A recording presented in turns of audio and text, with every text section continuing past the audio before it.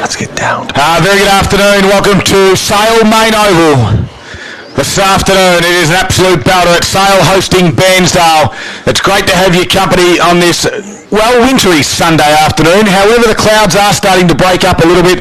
Conditions might just be okay in a couple of minutes' time when a game kicks off. It is a big one because Sale, the regular performers stepped up last week as they normally do, but it wasn't enough to get the win. They had a first-round loss and they don't want to go 0-2 to start the season. Bairnsdale, their recruits were absolutely awesome last week, and maybe they should have got the 4 points. They didn't in the end. They had a 2 points victory for the draw, I should say. They take 2 points, but today's a big rivalry game, and it's an all-important clash that we are looking forward to this afternoon. Great to have your company. My name's Darryl Cooling. Joining me is my co-caller this afternoon. His name is Rob Popperstone. Poppy, good afternoon to you. Hey, the Scudman. G'day, Gippsland. Looking forward to this afternoon's game. Two really big sides of season 2023. Sale wanting to get on the board after a close loss at Wonthaggi against Wonthaggi, and Bairnsdale obviously wanting their first win after an admirable draw just a week ago, or a week or so ago, against Mafra. Look, the conditions you think might even up what was probably going to be a Sale win. I still believe that might be the case, but looking forward to seeing football in wintry conditions, slippery, sloppy, and entertaining.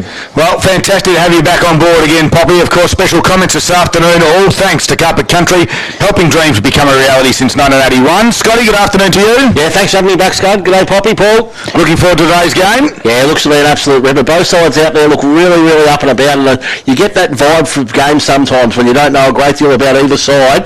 You can just tell that they're all up and about and they're on edge, and this looks like one of those games to me. Fantastic. Number one stats man in the business to my right is an absolute marvel at what he does. He's all thanks to Gippsland Isuzu Ute. The new D-Max is available now at Gippsland Isuzu Ute. They're on the Princess Highway in Traralgon. Live your own way. That's exactly what this man does. Paul Carter, good afternoon. Good afternoon, Darryl, gentlemen. It'll be interesting to see if Bairnsdale can break that 9-game winning streak that Sale have had over them over the last 4 or 5 years. Although, as we mentioned in the pre-game, they have come close a couple of times in recent years on this ground at the Nest, as it's called. And as you say, the clouds are lifting. It looks like it's going to be hopefully relatively rain-free afternoon. Scotty was down during our Gippsland Live pre-game show. He had a look at the ground and just give our listeners a bit of an update of where it sits at the moment, Scotty. Yeah, a little damp underfoot. Certainly some very wet patches out there as well. Some pooled water in the pockets, and the far side, almost directly opposite us, has got a significant puddle out there. I did see the top of a submarine poking out as the water started to abate over there, but very wet. The middle certainly very wet, and that's one of the areas where it is actually a little bit muddy with the cricket pitch in there. The rest of the ground, very green, very lush, but very wet. Well, we might be just looking a little bit later start at the moment, just 2:23 currently, as both sides are still not out in their positions. Just going through our tips, Poppy, I've tipped the Magpies by 4 points. Yeah, I've tipped them by 36. I'm confident that Sale will win. I think they're a contender for this year's premiership. There's no question about that. If we had to pick our top 3 or 4, I think we'll all agree that Sale would be around about there. Mind you, I've actually got my big improver of season 2023 was in fact Bairnsdale. So, it'll give me a clearer picture of exactly what my pre-season thoughts were on this year after this game. All right, Scotty, you've gone by the Magpies by 14. Yeah, 14. I think a couple of goals in it either way, and it looks like one of those games where scoring is going to be the premium, so maybe that sort of 10-goal to 12-goal event, 14 points, Sale's way. And Paul, you've gone the Magpies by 15 as 15, well. I think the Hudson Holmes going under the half-back line will strengthen their back line. Kane Martin will give them a bit of nip on the ball, so I think that might just be a little bit where they may have fallen a bit short last week. 2 ruckmen in the middle, Dane McGuinness for the Magpies up against Josh Wykes for the Redlegs. Midfielders for Bairnsdale looks completely different than it did last year. We've got Robinson in the middle, that's McKenna I should say in the middle, along with Will Mitchell and Lockie Byrne-Jones as the umpire will get this first quarter underway. And I'll give it to Wykes, who just grabbed it out, then put his left foot boot into it, got to centre forward, nicely done. And it's the ex-Sale footballer in John Gooch who takes the first mark inside 50 for the Redlegs. He's Going to have to kick this about 50 metres, right on it, right foot on its way, not going to get the distance, although two Bairnsdale guys spoiled each other on the goal line, working hard at ground level with Byron Vickery. Tried to clear it out of there on that occasion was Whitford for the Magpies. Didn't get any clearance. Quick kick was smothered on that occasion by McKenna. Tapped it back down to Gooch. The Magpies sock it off the ground. That was Hutchins. And it gets through. Now this is to Glenane. He kicks it towards half forward for the Magpies. In a foot race. Leslie is one of those. The 222s. Ethan East is the other. Leslie keeps his feet. Gets it towards the boundary line. Gathers it. Puts a left foot to a dangerous spot for the Bairnsdale side. But coming through was Tatnell. Wrapped up in a strong tackle. We've got a stoppage. Only 15 metres out from Magpies goal. It looks like Cooper Whitehill running with Will Mitchell. Okay, I think Jaden Ellison's attempted handball in the wet conditions is an indicator that's not what to do under pressure. Ball just 20 metres out from Sale's goals. They're kicking to the clubhouse end of this Sale main oval. Early minutes, first quarter. No score, obviously, at this stage. Ball up. Hotly contested, as you'd say, it's going to be hotly contested in these sort of conditions. Quick kick forward, only goes as far as Ethan East. A handball more in hope than anything else. Under pressure, taken without it. It could have been Shannon Lang. He played for the free kick, didn't get it. On the bottom of the pack, though, is Dane McGuinness. He's held ball and all. 35 metres from Sale's goals. Ball up to take place, 45-degree angle. Front spot there was McGuinness, tapped it down. Jack Johnson had a kick that was partially smothered. Doesn't go into lots of numbers around this footy. No score, 2 minutes into the first quarter. You are listening to Gippsland Live, right across Gippsland and the Valley. It's all thanks to Harvey Norman Electrical. Again, the umpire puts it up. This time Wykes puts it down. Socket off the ground there. Clears the area for Bairnsdale. Coming the other direction is Ronke. He just lost it though. That was Hutchins as well that was there. Squeezed out the back. The Redlegs try to swoop on it. No one can get a really clean handle on. The Carey's on all fours. And again, we're going to have a number of stoppages this afternoon, Scott. Yeah, Ruckman will earn their pay today. It's interesting. Some coaches will want you to take control of the ball rather than knock it forward or kick off the ground. Early signs are that both coaches are saying just move the ball forward however you might, because those conditions, as wet as Scotty indicated, might even be worse than what I thought they might be. As they go forward now, the Bairnsdale side, they do it through Jason Miller from the half-forward flank. They go forward through Lachlan Byrne-Jones. Can they win it? Get a winner from 55? They can. A quick kick forward's gonna, well, it trouble the forward 50. It troubles the forward 50 but goes out of play. Just 5 metres from Bairnsdale's goals there. Kicking to the scoreboard end. 3 minutes gone, first quarter, boundary throw in. And you can see the water already impacting there. That ball was going out of bounds by 15 metres and ended up staying in play. And as we alluded to, that maybe the clouds were just starting to break up and conditions were fine. Here comes the rain. Here comes the rain. Ball, boundary throw in inside Bairnsdale's forward 50. Over the back there was Richards doing the ruck duties. Comes to ground level. Sala got some numbers. Quick kick out on that occasion from Will Leslie. Doesn't get outside defensive 50. Shannon Lang just banged it on the boot. Got it to the wing. His target was Josh Butcher. Has to go and find it. Wrapped up now in the tackle from Harry Cook. And on the far side of the ground, you can see some puddles out there. It's a boundary throw-in. We've got no score. We've travelled nearly 4 minutes. So the left half-back flank is where this boundary throwing is going to take place. The boundary umpire comes in 5-10 metres from the actual boundary. A little bit of niggle behind play. Meanwhile, on play, it's the big man for Sale, and Jack Johnson's down there as well. Free kick. The free kick's going to go Bairnsdale's way. Just over the shoulder on that occasion to McKenna. Okay, so Link McKenna from right half forward flank, kicks to within 30 metres. Tell you what, there's not going to be too many big grabs today, you wouldn't think. And Sale now under pressure, go for the sanctity of the boundary, but they won't find it, and it's all Bairnsdale. The first player there will be Ricky Tatnell, usually a good user of the ball. On that occasion, couldn't quite find his man, and a good mark taken in defence. It was by Mitch Bowen. And Bowen goes short. He goes out wide and finds Lockie Ronke, who is a welcome inclusion. Don't be surprised if you see Lockie Ronke roll up the forward line, and he loves kicking a long bomb. Kicks it towards the grandstand side, but the big run from Josh Wykes. Nicely done right in front of us. Quickly handballs out the back to Austin, and the coach drives it inside forward 50. McCary might fly at the back. He tried to work his play underneath it, look for the free kick at the same time. Swooping on that occasion there was Richards. Tried to get it to his teammate, and now they call for holding the football, the Magpies. The umpire said play on. It was Martin said I'll take it, and he'll relieve a little bit of pressure. Gets it out to the wing. It's 2-on-2. Coming in now is Mitchell. Shuffled it backwards to big Ethan East. His kick underground out wide to Miller. He tried to handle him board. Freeman picked it off. The Magpies have got numbers this time. Whitehill tried the barrel to open space, but Bairnsdale got some numbers back. They'll relieve this one through Tatnell, and he'll go lateral out wide to East, who can mark on his chest. Half-back flank, still no score. So East with the big fella, Johnny McGuinness on the mark from right half-back flank. Looks up the line, around about wing he goes. Can he find his teammate in Waddell? He can't, or he can. In fact, Waddell's taken a good strong marker. Was it Link McKenna on that outer side wing? Play on's the call. And McKenna now from the outer side wing to threaten the forward 50. Kicks high, a bundle of about 8 or 10 players. A nice mix of both sides, but Sale again, ground level, have got the numbers to win the first ball. Nicely done it is too. I'll tell you what, Lockie Wonky's over there being very busy. All players, they'll be beaten by the boundary, and there'll be a boundary throwing 65 metres from Bairnsdale's goals. We've been travelling more than 6 minutes and yet to bother the scoreboard. So Wykes and McGuinness again. We'll give this one to McGuinness. Comes to ground level. Miller tried to work his opponent off it. Bairnsdale shuffle the handball out, but it'll sail back through there. Quick kick on that one was from Leslie. That was Will. Eventually gets to the wing. Now they get it to centre half forward with a kick. Tatnell, though, has been reading it nicely off the boot. The winger from Bairnsdale. They go to ground. Comes out towards Bairnsdale as they quickly put it back inside forward 50. Nicely done. And Richards tries to take him on and got ran down. And Will Leslie, the two ex-AFL boys. And Leslie wins this one, squares it out wide to Whitford for the Magpies. Comes inside on the 45, dangerous, no, it's a beautiful kick. And Wallace had it, quickly gave the handball off to his teammate. That was the new recruit for the Magpies.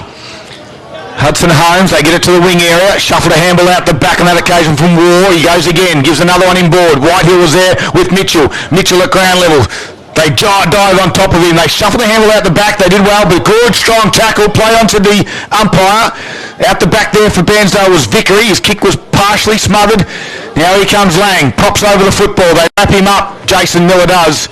He can't get anywhere, Lang, and the umpire will ball it up. Interesting back here for Bairnsdale. It's either Tatnell or Austin getting free and playing basically a quarterback down there and just filling space. Really good defensive work. Yeah, at the moment they've got that one or two people spare, haven't they, out of the contest, and this is where the contest is. Sykes did well, nicely taken though out of that pack by Link McKenna again. Left foot, wrong side he went to, and threatened the right half forward flank, but now it's Hudson Holmes, a former Mafra player, grabs his first possession of the afternoon.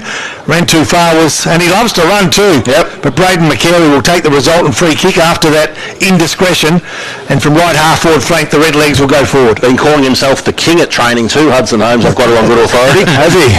Well, tell you what, wouldn't mind the Sale hierarchy here to put the lights on at the nest. It's getting a little bit dark on the far side of the ground. Or if you're listening in your cars, you can always turn your headlights on as well to give us a bit of a chop out. On the far side of the ground, Bairnsdale have it some 70 metres out from goal. They kick it high. Leslie's in the front spot. Spoil over the back nicely by Xavier Richards. Will cause the stoppage inside Bairnsdale's forward 50. No score. We've travelled nearly 9 minutes. You might say nil all. Nil all. Of course, this is the Virtue Homes first quarter action of the Gippsland League. All thanks to Virtue Homes, building beautiful display homes and homes right across Gippsland and the Valleys. They quickly sail, get the handball out. Johnson gave it across to a teammate there in Whitehill. They clear it 50, but Bairnsdale set up well. Got some numbers back there. Going to ground there was McKenna.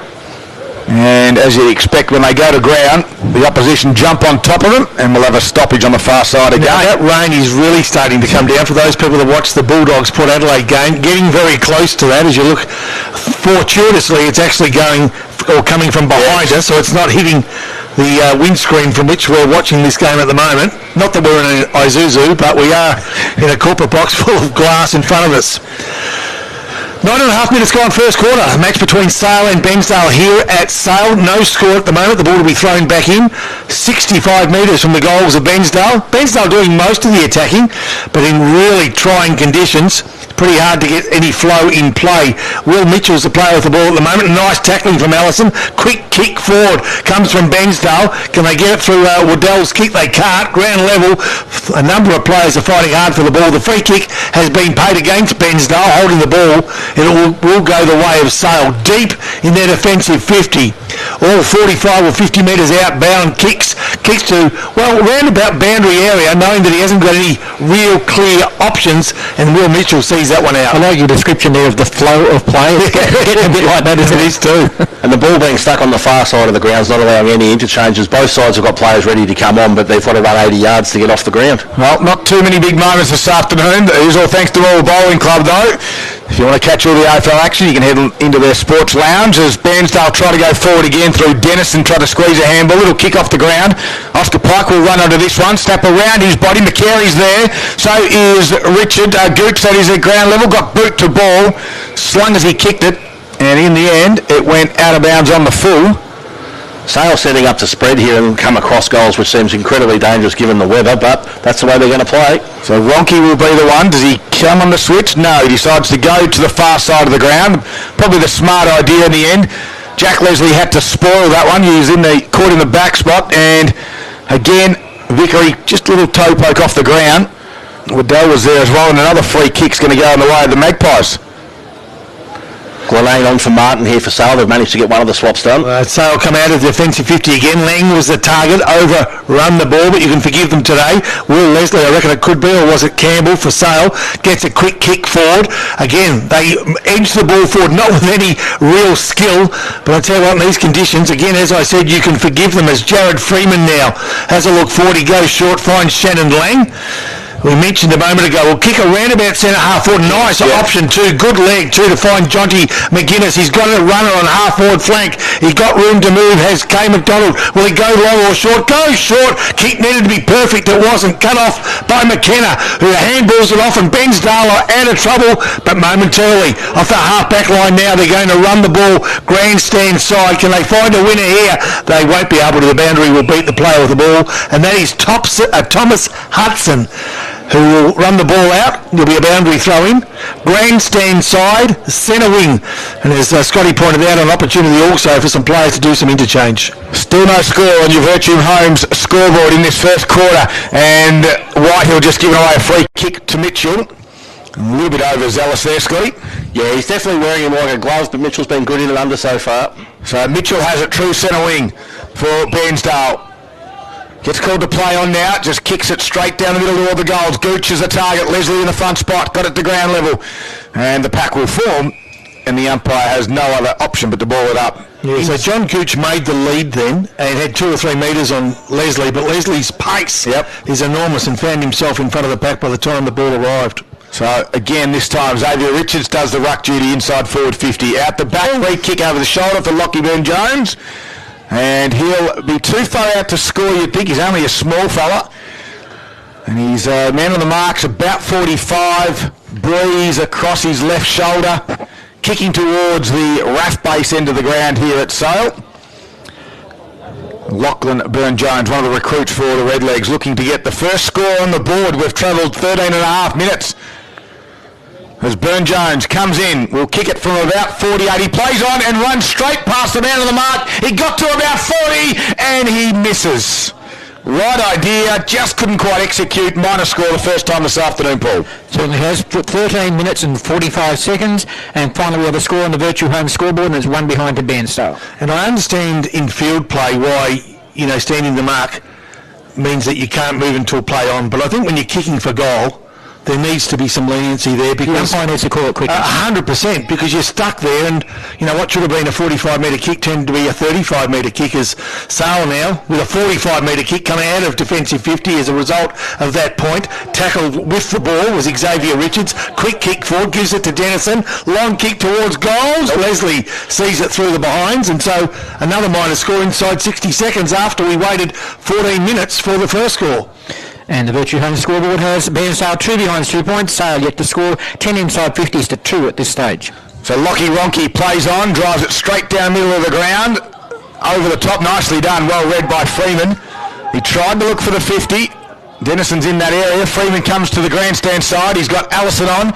It skips to him. He was able to gather and kick it over the top. Trying to get his feet back there was Campbell. Squeezed the handball. Jack Johnson put ball to boot. It's going to skid on. It's going to skid through for a minor score. And coast-to-coast transition footy for the Magpies was good on that occasion, but it's only a minor score. Virtue Holmes sees the Magpies. One behind 1 point, trailing Bairnsdale, two behind 2 points. And Mitchell off for Bairnsdale, McKenna back on.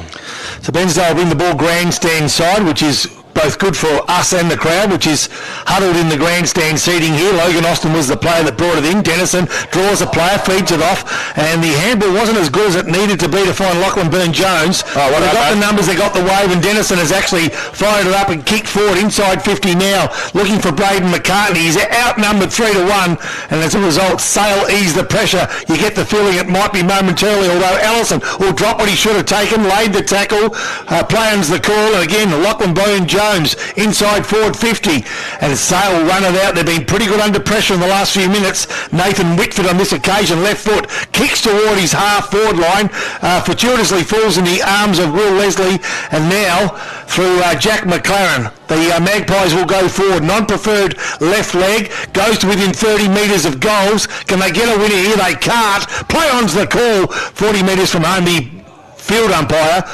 will call for control of the ball, and ball up straight in front of Sale's goals. At the moment, Bairnsdale 2 behinds, Sale 1 behind. So if you're listening, don't pay any attention to the scoreboard just at the minute. It's on your Virtue Home scoreboard. Squeezed the handball out. Here's Shannon Lang. Little bit of room. Kicks around his body. Goes to the top of the square. Coming out on a big lead was Freeman. Couldn't mark it. Squeezed the handball out the back. Did Cook. Allowed Ethan East to just barrel it out. But Sala got some numbers. Glenane gives it off now. They kick in. Back inside forward 50. Jack Johnson gets round 1, gets round 2. There's your Zambrano goal that I contender. No. He's missed it, and he's disgusted with himself. Sale looked to have even the numbers up behind the footy as well, so Bairnsdale no longer have the option of that loose player. 2 behind 2 points each after 17 minutes play in the first quarter on the Virtue Home scoreboard. All right, let's see if the coach can't do something this time. Comes grandstand side for Bairnsdale towards the half-back line. Oh, gee, I thought a good take, but no, good attempted take it was for Sale by Freeman. Couldn't hold the ball in. Neither could Bairnsdale's Oscar Pike. Close to the line, the boundary umpire well placed, calls it out of play. Basically on the intersection of forward 50 and boundary in front of the club rooms of Sale. Sale kicking to the town end or to the lake end here at Sale. Boundary throwing was pretty good. McKenna overran it. Lang didn't. Quick series of handballs. McLaren kicked to the top of the square. Now well placed is the coach again. Logan Austin that takes a mark with the Sale goals just 15 metres behind him. Thumps it outside. Looks for McCary. It's 1-on-1. Out there with him is Nathan Whitford. McCary, Whitford does well and gets it over the boundary line. And you say the wake end, Poppy. Both ends of qualified. Yeah, true. Could someone tell me which is the deep end? 18 minutes gone in this first quarter. Virtue Homes be inspired by Virtue Homes. They're in design teamwork with your design at home. Suits your lifestyle. So he scores all level. As the ball comes back into play, McGuinness tapped it straight down. Byrne-Jones goes quickly to Pike. Tried to handle over his shoulder. Byrne-Jones again has to go and get it. And quickly get ball to boot. Goes out towards the boundary line. I think you'll find that Lockie Ronke was happy to see it go out, but it stayed in the end. Kicks it back towards the wing area where he fella there in Miller had it for the Red Legs. Got it to half forward. Coming out on a long lead there was Thomas Hudson, but Sala got some numbers. And the quick little kick from Hudson Holmes inboard. McGuinness goes to ground level. Underground handball goes back now to Hudson Holmes. He kicks it out wide where Shannon Lang is all on his own. Takes the mark. He can chip it over the top to find Glenane. Doesn't quite get there. Closing is Austin. Wrapped up in the tackle. Logan Austin does well. Umpire stops and pops holding the ball. Had to nail that tackle too. Sale had 2 players loose forward of the ball. Logan Austin come off his player to make that tackle, so very well done as he comes inboard to Wykes. All right, so on the half back line, Wykes to Byrne-Jones. He's been busy, plenty of touches. Finds teammate in Xavier Richards just short of right half forward flank. Kick inboard, 50-50 contest. Kick off the ground, gets Bairnsdale to within 20 metres of goals. Gooch overruns it. Sale with the numbers. They'll work their way out through Hudson Holmes, who finds Leslie just in defensive 50, just short of left half back. So Sale kicking to the right of your radio, travelling, in fact they were trailing for most of this quarter. Scores locked away at 2 points apiece. And listen to this, we've been playing near on 20 minutes, no goals scored. That gives you an indication of the sort of conditions we're playing in. They come grandstand 9. Kane Martin from centre wing kicks to centre half forward. McLaren through early. Good punch from Austin from behind. First player there for Bairnsdale's Jared Stewart. Comes out, gets past. It does Adam Wallace on that occasion. And Will Mitchell, can he find a teammate? He cannot. The big ruckman, Dayton McGuinness, comes in to lend a hand. Ellison over runs it as well. It's pretty hot out there. Slippery. It is very slippery and sloppy. We said Mitchell missed with the handball, under pressure, wet ball, and that was his opposite, and he still nearly got it there. Yeah, plenty of skills. See if you can clear it out for us, Scott. Ball up. Burne-Jones at the bottom of the pack. I think we'll find he'll be at most packs. He seems to be a good little in and under for this red leg side. 6 disposals this quarter. Done well. So the two ruckmen right in the middle of the ground. McGuinness in the front spot, taps it down. Lang was there, coming the other direction though was Miller. Squeezed a handball out. Now here's Richards. Nice pick up, nice kick around the body as well. Gooch was there, gets to the back. Here's McCary. Running out of this is Byron Vickery. McCary just suckers off the ground. Gooch picks it up and says, I'll kick the goal for you. And there's the first goal of the afternoon to Bairnsdale. It goes to the ex-Sale player in Big John Gooch. And a quick kick off the ground into the forward 50s, as good as a lace-out pass on a day like today. All about the territory, get the ball behind the defenders. Gooch runs in and puts the first one on the board. And that's, as I said, 21 minutes before our first goal. Bairnsdale 1-2-8 on the Virtue Home scoreboard, leading Sale 2 behinds 2 points. So some work to be done by Sale here. All four of us thought that Sale might be victors, me more confidently than everyone else. And early doors, Bairnsdale are showing they're going to be a tough team to get over in these sort of conditions as well. So McGuinness to do some work alongside Cooper Whitehill was in the square there as well, and Adam Wallace. So I reckon it could be Shannon Lang with hands on knees or not. Yep. It is. Cooper Whitehill always gets the run with well. He did a great job on Tom Marriott last year that we called, didn't he? Yeah, he got a super player, and today he's got the job on Will Mitchell, as we pointed out pre-game as well. I'm not sure that any player got a clear tap, and that coming through now is Wallace. Quick kick to our end about centre half forward. There's a race. We need pace. Who's going to be first player there? Going to be Sale, but I tell you what, he was hit pretty hard on that occasion, wasn't he? Big Tom Campbell, and now Bairnsdale through Logan Austin, who's been very, very solid down back, clears the area, finds the boundary, and in front of our TRFM commentary position, there'll be a boundary throw-in. He reads to play like he's got tomorrow's paper there, the coach, doesn't he? He's just one step ahead of the game. Ball comes back into the field of play. 22 and a half minutes gone. The margin sits at 6 points in favour of the Redlegs. Working out at ground level was Hudson Holmes, although Dennison with a strong body, it suits him today. Gets a handball out to the run of Oscar Pike. Goes to ground. Good handball into open space. Allows Mitchell to run under this one. But Whitehill's right there and kept his feet. Then won the footy and then gave a handball out the back. And they're able to kick around the body back towards the wing area. Martin with some strength dropped the mark that he probably should have taken. Wyke says, I'll grab it. Kick towards the boundary. That might be deliberate. It's towards the pass players. They give some advice to the umpire, and the umpire said, no, it's all okay, let's throw it in. Yeah, as appreciated as that advice was. The ball to be thrown back in. Just short of the forward 50, Bairnsdale kicking to the scoreboard end and leading 1-2 to just 2 behinds. And deep, very deep into this first quarter now. Holding the ball decision is going to go the way of Bairnsdale, and the player with the ball is Link McKenna. He too has been busy. Kicks to the top of the square. Can he find a winner here? It's going to go find itself out the back. Has it gone all the way? That's the question. The umpire gives the all clear. Guess what that means? Goal number 2 to Bairnsdale. Yeah, gain territory rather than anything precise. He's gone for the lead, but the ball's got over the back and skids in a straight line on a wet ground. It seems to me like the quicker you can get the ball in, the more chance you're going to be to score here, because no one's got the chance to get the numbers behind the ball. And we have Bairnsdale now at a 12-point lead at the 24-minute mark of the first quarter. Virtue Home scoreboard, Bairnsdale 2-2-14, Sale 2 behinds 2 points, and the inside 50 count for this quarter is 17-5 Bairnsdale's way. We're down line and straight into the middle too, Scud. Yep. Giving the spell for Lachlan Burne-Jones. So also in the middle there is young Josh Butcher. So the ruckman go at it again. McGuinness tapped it straight down in the direction there of Wallace. Now we can't tell who he is. He slid through that muddy area. A little kick off the ground there was from Mitchell. Half back though, Ronke picked it up. Gave a handball, and the old 1-2 from Lang got it back to him. They kicked the centre half forward. Johnson was there. Big Jack Leslie tries to tap it forward, then he kicks it off the ground. Martin's got some pace. Does he get down and pick it up? He does nicely. Handball out to Freeman. Gets around one onto that right foot. Stewart tried to smother. Goes on the chest of Johnny McGuinness and takes the mark at a 45-degree angle, about 45 metres out. Yeah, I'm not going to assume anything's easy today, but this is a must-kick goal for Sale. They need to get some momentum before the first break. As we said, heavily favoured inside 50s to Bairnsdale in this first quarter. The opportunity now for Johnny McGuinness to put one through, get the first for the Magpies on the Virtue Home scoreboard. First quarter action in the round 2 of the Inter Energy Gippsland League. Johnny McGuinness comes in from 48 metres off the side of the boot, and the oh dear lands out of bounds on the full. Yeah, like I said, nothing is going to be easy today, but that's something that they've got to do, get one through the big sticks, just to calm things down a little bit in their own minds. So Logan Austin, as a result of that out of play on the full, will take the kick back in, comes grandstand side, good numbers both sides, as you'd expect. You need representation around the ball when it's so busy, and they're doing very well. McKenna tries to dive on the ball, overruns it.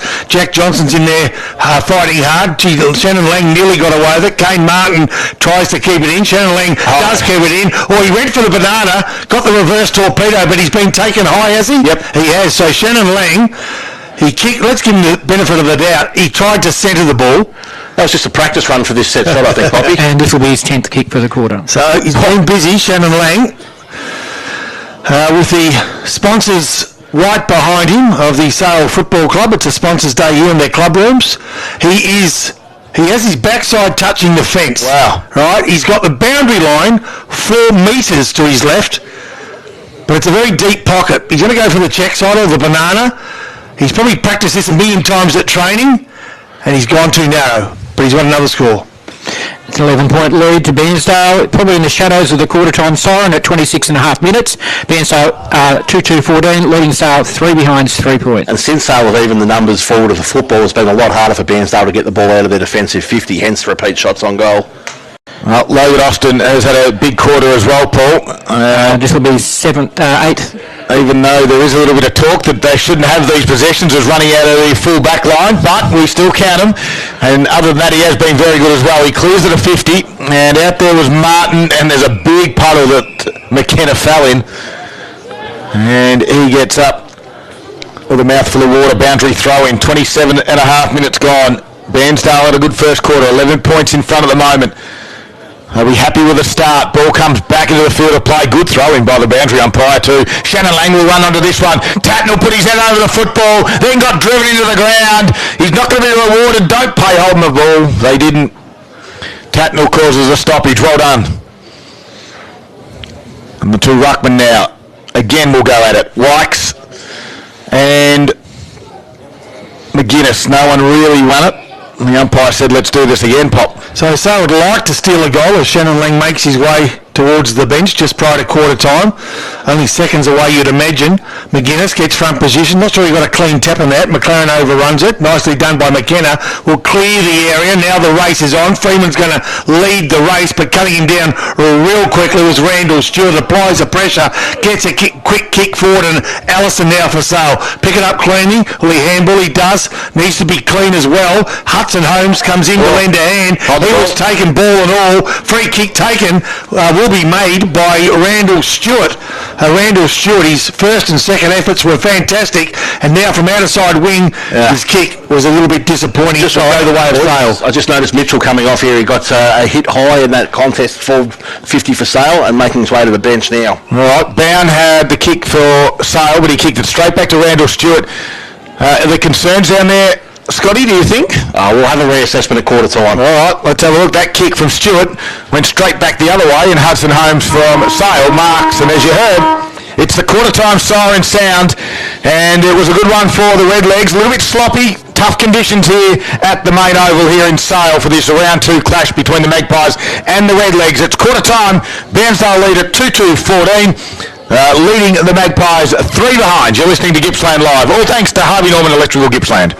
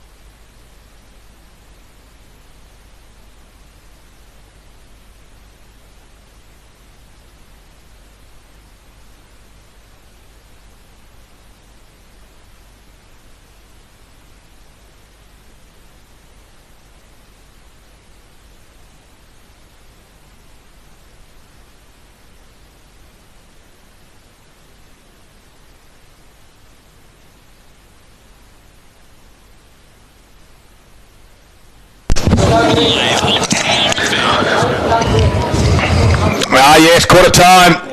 Round 2 of the Ilinta Energy Gippsland League, Sunday afternoon football. Great to have your company. Rain has cleared again, but I'm not going to say that it's breaking up, because last time I said that, it bucketed down in that first quarter. And at quarter time sees Bairnsdale lead it by 11 points, 2-2-14, leading the Magpies 3 behind. Goal scorers in the first quarter, John Gooch and Link McKenna, who had a great kick from about 45 metres, socket off the ground, and it went through for a goal. Bairnsdale have been good in this first quarter. Scotty, what did you think? Yeah, been fantastic. Really well set up behind the ball early doors, and then Sale countered that by going man on man and playing a 7-man forward line later in the game, which really evened up the balance of play.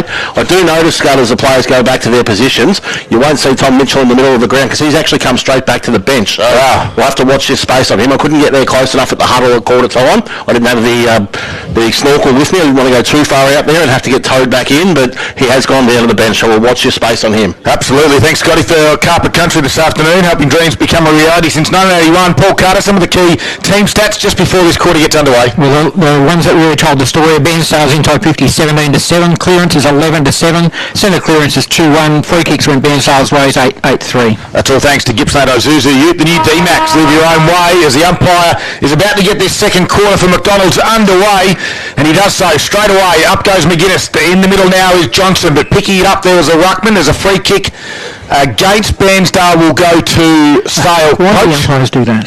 That is, point the wrong way. Yep. Jack Johnson gave the handball off to Hudson Holmes. He gives the handball to McGuinness. He kicked and then slipped the big fella. It's still got the ball inside 50. Shannelling with a perfect front and square. Squeezed the handle out to Campbell. Just missed him. Stewart was able to come in. They try to rush it over, and the whistle goes. It's out of bounds as Lang, and it just got dumped. Did Lang from Waddell, and Lang just pops up. The umpire says, no, that's all okay. Let's Free kick goes to Lang. And the free kick now is, as you said, Pop, well called. So that's just silly from Brett Waddell. After all the hard work they've done in the first quarter, they had a boundary throw in after that inside forward 50, and then give away a silly free kick for a shove in the back. This is his second chance as a check side. He is doing it as well. As Lang comes in, he's only 15 metres out. Did he make him pay? Yep, he does. He does. The Zambrero goal that I contender in this second quarter to Shannon Lang, and he goes straight to Richards as well. He's not happy, but he's got the goal through, Scotty. Yeah, good finish, and that's one of the opportunities they've had where they've needed to go back and put it through the big six. They've had 3 or 4 gettable goals and haven't been able to get one. The Zambrero goal that I contender, there it is. And I love watching Dan just dance with a sombrero back in the studio every time we call that. Fantastic work. First goal for Sale has come at the 1 minute mark of the second quarter. McDonald's Gippsland scoreboard has the Magpies on 139. They trail Bairnsdale by 5 points. Bairnsdale 2-2-14. And every time we get a Zambrero goal of the day, Danny's committed to eating a taco. So he's one down with 3 quarters to go. The ball now bounced up, or actually thrown up, isn't it? And Brett Waddell kick off the ground. Equally, or answering that kick off the ground was Jackson Grenade out of side of the ground. I tell you what, they've got some movement all of a sudden. Jack Johnson grabs the ball, got rid of it nicely, found a teammate in Whitehill. They're just edging it forward, not with any clear passages of play, but just through will. And Johnson comes up and lends another hand. Kane Martin also. So they've got 3 or 4 players around that ball really fighting hard, and each time they get a hand, a kick, a boot to it, and they gather 3 or 4 metres. And in the absence of Tom Mitchell, Cooper Whitehill's gone all the way with LBJ. He's gone to Burn Jones. Yeah, well, Jack Johnson is the one for me, for the Magpies getting things going. He's played a lot forward in that first quarter. Now been injected into the midfield himself. He thought, that's enough, I'm going in. And again, he wins another free kick from the stoppage. So early touches for Jack Johnson in this second quarter are important. His kick, it's shallow. It's going to be beautiful, though. And it lands on the chest of Leslie, though. He didn't quite complete the mark, and the umpire didn't pay it. They called play on. It's at the top of the 50 now in dispute. Here's McKenna. Just grabbed it. Left boot goes on to outer side now. Out for Bairnsdale, they try to relieve a little bit of pressure. Johnson got thrown after he got rid of the football. No free kick. Comes the other way. Hudson Holmes got tackled there by Richards it was, and we've got a stoppage on the wing. Intense going up here, Scott. It's starting to get a little bit niggly and a little bit aggressive for Sale on ballers. As you'd expect, I think Bairnsdale won that battle in the first quarter, so you'd want some sort of reply. They tap it down. Allison tried to run through, sorry, it was Lang on that occasion. Little quick kick, though, was nicely done by Richards. It goes to half forward, socket off the ground there by Raw. Goes inside forward 50. Here's Gooch. He's looked dangerous. Swings around. He's got a big turning circle, but the left foot kick goes to McCary. This guy can do anything from here. Andy slides over for a boundary throw-in. He's got the room service bounce there too, Gooch. He just sat up nicely on a point for him. But as you say, the Queen Mary turning circle. 3:42 gone in this second quarter. The margin at 5 points. It is Gippsland Live on TRFM. So to do the ruck work, Xavier Richards will do it. He'll be up against the... he's a much smaller fail opponent. I tell you what, he's taken it out of the ruck and he pulled it back too far. And what looked great off the boot, just had a little bit too much turn on it and another behind. Taking Bairnsdale lead to one straight goal, 2-3-15 to SR 139, McDonald's Gippsland scoreboard. Don't forget the My Maccas app is the only place to earn or redeem a reward point when you get Maccas delivered. Download your My Maccas app now. So look across to Scotty. Yeah, the ball must have hit the Isuzu because it's gone about 30 metres over the fence down there, and the young fella's jumped the fence, gone under the net, back through the fence, and the ball's back in the square, ready to come back into play. Yeah, it doesn't get any touches for that at all. But the Isuzu looks good down there beyond the goals. As Lockie Ronke will bring this back in, straight down the middle of the ground. He gets it into the centre square, but all Bairnsdale. McKenna dropped the mark. Working his head over the football is Wallace, squeezes it out to Lang. Gets back on the left foot, kick into the middle of the ground. Coming the other direction, Freeman will take the mark. Handball's off to Jack Johnson. This guy's been fantastic for the Magpies. Goes inside forward 50. Randall Stewart had to be clean, and he was. Tatnall, though, slipped over. Now he's in all sorts of pressure. Numbers everywhere for the Magpies. Jack Johnson again. Little kick to a dangerous spot. Leslie gets shoved in the back. Handball to Campbell. Campbell snaps around the body, and the Magpies are in front. Here they come. All clear to the umpire. Magpies get another one. Gee, the Bairnsdale boys are up in arms there. They had their hands up straight away. It was like a Shane Warne flipper. It hit the batsman right in front of the middle. They've both gone up with both arms, appealing for the touch, but straight through the middle, and that's another one. And scores a level at the 5-minute mark of the second quarter. Both teams sitting on 2-3-15 on the McDonald's Gippsland scoreboard. And Daryl, can I check who that goal kicker was? Tom Campbell, I had it down as. Thank you. Number 56 out there for the Magpies. But Jack Johnson for me, for Gippsland Isuzu, one of the best on ground in this opening 5 minutes of play. How many touches he had? 6 touches in 6 minutes. 6 touches, 6 minutes. He's back in the middle. Here's Pop. All right, McGuinness for Sale gets the tap. Free kick behind play for a runner not being out of the square. It's a Sale runner. Sale runner will now go Bairnsdale's way to McKenna, and McKenna will play on quickly on that favoured left boot. Will kick to within 20 metres. It looks as though Sale have got the prime position, and it's a good mark in the end taken by Hudson Holmes. Wants to change direction. It's a dangerous play when you do this in these sort of conditions. But Holmes now finds his teammate there in Lockie Ronke, goes inboard, moving the ball nicely to Adam Wallace. Hudson Holmes picks it up, another nice touch to find Kane Martin.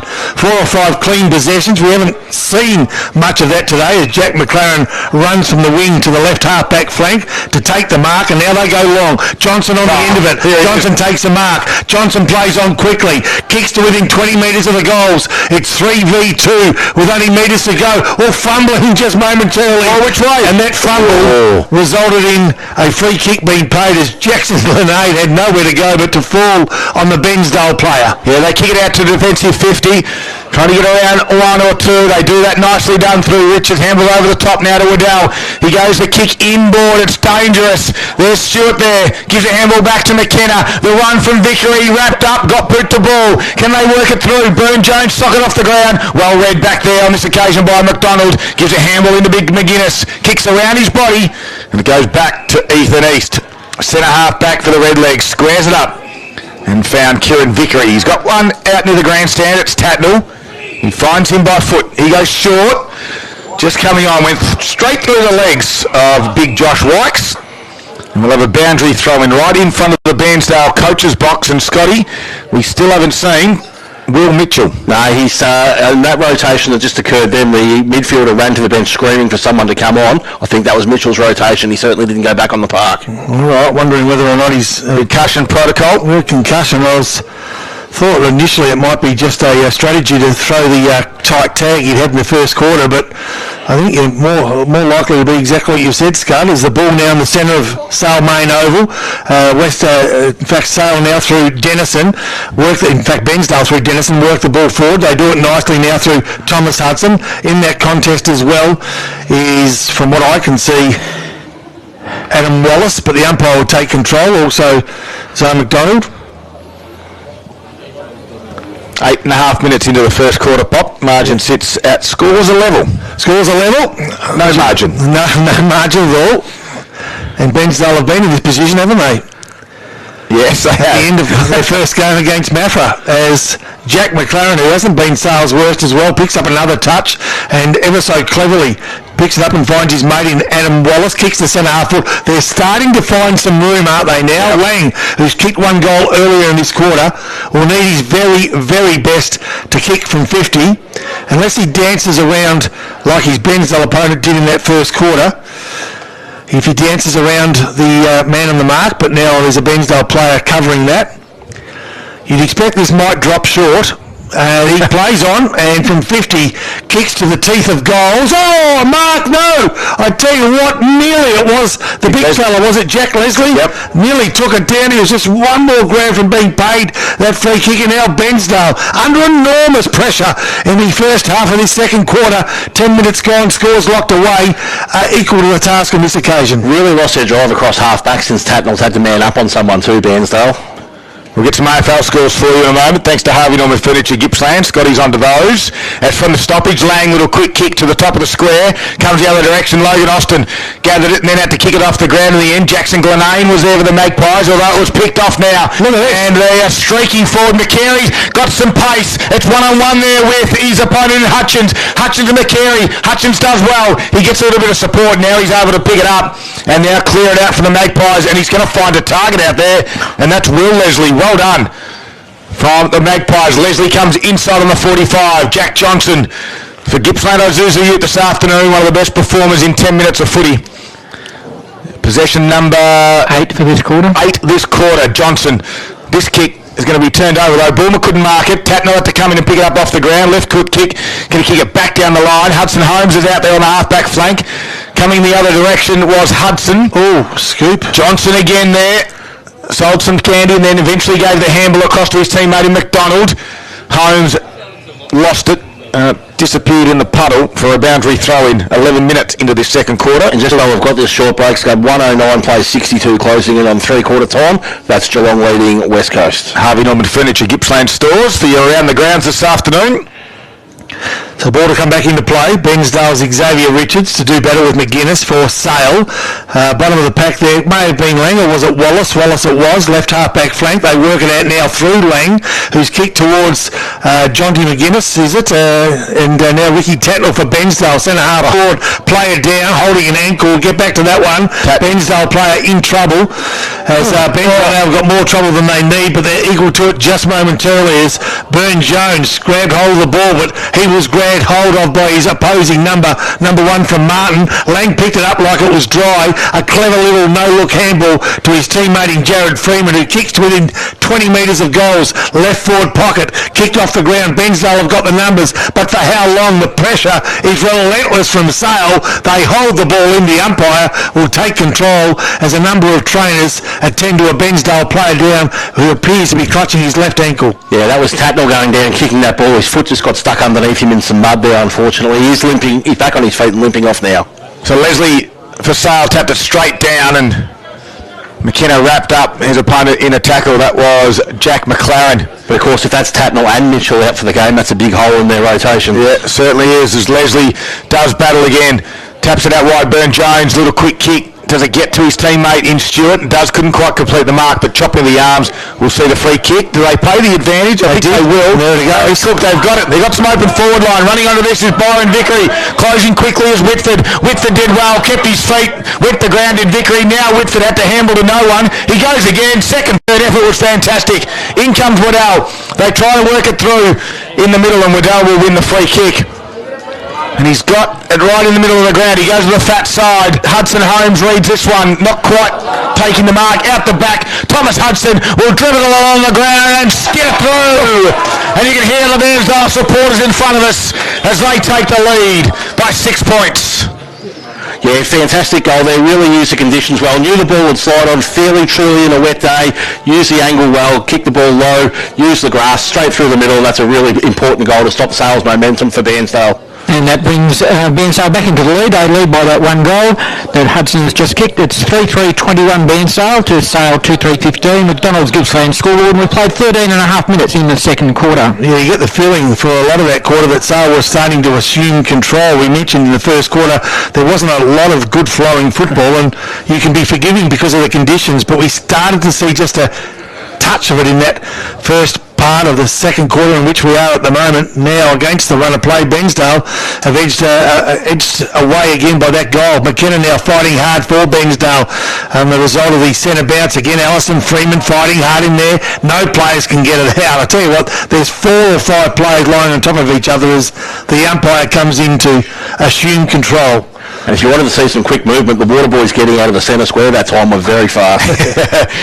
As from this stoppage, keeper Whitehill took on the tackler in war, didn't have the football, play on to the umpire. Dennison had it, then lost it. Works again, does Dennison. Handles over his shoulder. Burn-Jones kicked it off the ground, just inside the field of play as Pike touched it, and we got a boundary throw in. Ricky Tatner went straight into the rooms as well, by the way.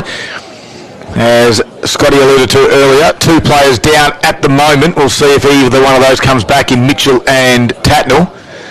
As this ball gets put back into the field of play. Thrown out of that one was Wykes. Good work by McLaren to run through some stoppage and then kick in the middle of the ground. 1 bite, 2 bite in the middle there by that occasion was Stewart. Couldn't complete the mark. Martin does well in the handball for Sale. Get it out to Allison. Kicks to half forward. It gets to the back. Working hard is Campbell. Bairnsdale will look for the boundary line. Campbell wants to keep it in. He's got Freeman for support. Right on Big East. He'll rush it over, will he? Stewart says, I'll help you. I'll get it over in front of the pass players, Hill. We haven't heard Allison's name too often, but that was really clean with the wet football down there. So we've got a boundary throw in front of the pass players, Hill. They're taking a little bit of cover down there. Not as tough as they used to be. Although I'm saying that from the stand under cover. Yeah, with your tracksuit on. Ball thrown back in, nicely done. Josh White's got a tap down. It's a big fella though for Sale that worked it forward, and that Jonty McGuinness. And a number of players see it over the boundary line. Intersection, forward 50 and boundary throw in. Sale kicking to the scoreboard end, and that's where the ball finds itself at the moment. All players compressed into about a quarter of the field here too. Yeah, you're not wrong. Don't tell Boxer that. Yeah, that takes a bit of explaining for Boxer. 15 and 3/4 minutes gone in this second quarter. Sale trailed by 1 goal. Yet to win of free kick. That's a consequence of their first round loss to Wonthaggi. Free kick goes Sale's way though. It will go to Mitch Bowen. Bowen from the left half forward flank will kick the ball inside forward 50. Can he find a window? He can't. Punch forward. I tell you what, there's a free kick goes Bairnsdale's way for a chopping of the arms. And so now the Redlegs will get the opportunity to ease the pressure through Harry Cook. So Cook brings it towards the grandstand side. The Redlegs lead it by 6 points at the moment. Gooch was the target. Works hard, does Richards. Tried to handle over his shoulder. Allison, quick kick inside, forward 50. Freeman got one over the shoulder. The umpire said no. Kick around the body from Burn-Jones. Lands in the hand of Oscar Pike. Half-back flank for Bairnsdale. They've had some good moments. They still lead it. Pike goes down the wing area. Gooch is a target. Gets a hand to it. Couldn't complete the mark. It comes over for a boundary throw-in. Some very heavy legs out there too, Dale. When they got the ball in, there was no spread from the Bairnsdale forwards. They just all stayed in a group and said, kick it down the line. It's only going to get harder for them. They might be down to 2 on the bench. The umpire puts this back right in front of us here. Well read there by McLaren to get it and then kick it towards his top of the 50. Ethan East and Freeman. He's got some support in Cook. He's gathered it, kicked it outside the 50. Now it comes back in good spot, over it up. Allison will run onto this. Had a fresh area. Then 20 to Austin Moore. Kicked it off the ground. Got to the top of the square. Cook was there though. Out to Boomer. He squares it out wide. They've got a runner out the far side. It's Kieran Vickery. Closing quickly though is Butcher. Vickery kept his feet. Won the footy, kicks towards the wing, find a teammate, he does on the stretch. Jared Stewart, quick handball to Xavier Richards, who barrels a torpedo, punt inside forward 50. Nicely done there for the Magpies of Bound. And he's able to find his Whitford target. No, not quite. Whitford has to go again with a second effort.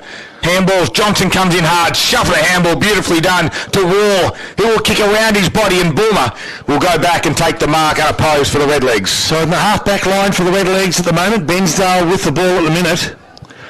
They lead, the visitors do, by one straight kick, 3-3 to 2-3. And now from half forward, they go forward again. Gooch can't get a hand on it, but Dennison might be able to. He leads his direct opponent there in Jake Hutchins to the ball. Kicks it forward, and the umpire says deliberate. Gee whiz. It'll go the way of Sale. Not too many times you go deliberately out of the bounce as you're 20 metres from goals. But anyway, We've changed that rule, haven't we? It's insufficient intent as opposed to deliberate. Because there we go, 1 second. Now, what's that? It's a rush behind. Isn't that a free kick? 20 metres out. 20 metres out, he's kicked it with his left foot. Under deliberate pressure. Deliberate behind, I think, is a free kick. Well, that's in a complete contradiction to what we just saw a minute ago, because the free kick went against Bairnsdale and then didn't go against Sale. As now Gooch picks up the ball from 50 inside the corridor. Dennison, 1 touch, 2 touch, quick kick from the back, and I tell you what, LBJ all the way to Zamburo land. Ripping Rovers goal, that one. Ripping Rovers goal, that one. Did everything right, front and centre, hit the ball at speed, picked it up and took his opportunity. Fantastic stuff. Reminiscent of the 1970s Carlton sides Poppy. And that is a 13-point lead now to Bairnsdale at the 19-minute mark of the second quarter. They are 4-4-28 on the McDonald's Gippsland scoreboard, leading Sale to a 2-3-15. Well, this is certainly what we wanted to see on a Sunday afternoon. Bairnsdale are taking it up to the Magpies, albeit down 2 on the bench, so back to the middle we go again. And again, Wykes taps it down, out the back, kick off the ground by Burn Jones. He's been fantastic. Richards now is there. Lang comes in, kicks it off the ground and goes again. Grenane is there, he's just going to be clean, picks it up, handballs to nobody. Richards shoves him out the way. Jack Johnson is there, goes to ground. Here's Whitehill, flicked it back, now to Grenane. Kick around the body, it's all Bairnsdale. Waddell at ground level, was able to get it and then kick it straight back to Sale. And they turn it over again. Hudson Holmes on the half-back flank. 20 minutes have ticked over in the second quarter. Holmes goes to the wing. Nice kick to Shannon Lang. Far side of the ground. He's got one on. It's Leslie. And that's Jack. Marks in front of his opponent. Turns around quickly. He's got Cooper right here line and finds him. 40 metres out from goal, nearly directly in front. Young Cooper's got one on as well, but the kick, a bit of a scrubber, goes along the ground. Campbell attacked at a pace, then left it behind. Squeezed a handle out the back to Austin, to McKenna. Kick around the body, and Leslie fell over. Bairnsdale got some numbers. Waddell gets on the end of this one and finds Richards on the wing. 1, 2, 3 bites, over it goes. And we'll have a boundary throw-in. Good contest, that one. Will Leslie didn't give his opponent a break there, and quite correctly called Scudder. 21 minutes gone, second quarter, the ball over the boundary line, outer side wing. The margin favouring the visitors by 13 points. Bairnsdale 4-4, Sale 2-3. The ball will be thrown back in. McGuinness to do the work against the big man Josh Wykes. Ball falls centre of the pack. Lang tries to go through. Goes through without the ball. Back of the pack, here they go now. Glenane inside forward 50. Will it find itself out the back? It won't. Will Leslie is it at the front of the pack? Or Tom Campbell? Tom Campbell, who's kicked one already today. He's got himself a free kick. Yep. He'll want to play on. The umpire will say you can't. And he's probably glad he didn't, because the kick found an opponent in Oscar Pike. You'd think Pike would be made for these sort of conditions. Think about it. Yes. Campbell now from outside 50. Box will get it next week. Yes, kicks inside the corridor. There's some good numbers. Lang holds the ball in, then steals it, gives it off to Freeman. Left foot kick, top of the square. Bairnsdale, good mark under pressure. Harry Cook. There's a bit of a twist into that one that you just said just a minute ago. So Cook plays on towards the grandstand side, clears the defensive 50. Target is Gooch. Freeman's back there as well, takes the mark in the right spot. Margin currently at 13 points in favour of Bairnsdale as Freeman puts it back in. Jack Leslie's the target. Lots of Bairnsdale players around that one. The resting ruckman goes back and takes the mark as you'd expect. Big Josh Wykes. Looks to the near side again. Byron Vickery this time will be the target. Sits it on his head. And Vickery went for the chest mark, had it spoiled. Burn Jones has been very busy in these conditions, kicked around the body. And Jack Hutchins takes the mark for the Magpies though. Can go inboard towards Johnson, although getting a hand on it there was Pike. Will Leslie now suckers it off the ground, goes inside forward 50. Stewart's going to go. Well, he allows Austin now to come in. He kicked it off the ground. Glenane said, I'll just take this, put it back to a hot spot. And again, Josh Wykes, the ruckman, takes the saving mark in defence. Plays on quickly to the right back pocket now. Finds his teammate in possibly Vickery, who goes short, and Jason Miller's the player, the long sleeve Jason Miller. Can he find? Oh dear, I tell you what, Burn Jones slips like tried to take the catch, but he was good enough to catch up and take his feet and find McCartney in front of our commentary position. Round 2 of Gippsland Latrobe footy, thanks to the link of energy along the line to Dennis, and a long kick to the goal scorer could be dangerous. You know why? Because his teammate was there, Thomas Hudson, who had every opportunity, beats out a handball. The race is on. Tate Clay will be first there. Can he get a kick? He cannot. Dropping the ball, no. Play on's the call. A kick off the ground, and momentarily the pressure is eased. Momentarily, because McKenna from outside 50, long left foot kick. Out of play on the full, and by a long way out of play. Yeah, he hasn't just missed the whole 21, he missed the whole 42 there. He would have missed 2 sets of goals. But on your left foot under a bit of pressure with a wet football, it's not a huge surprise. I think Bairnsdale just need to show a bit more composure with the footy at the moment. They've had a bit of it, but haven't been able to find a target. Certainly have, Scotty. 15 inside 50, so 8 this quarter in Sale's favour. It's for Gippsland Isuzu Ute. Thomas Hudson just needed to complete that chest mark with the long sleeves on.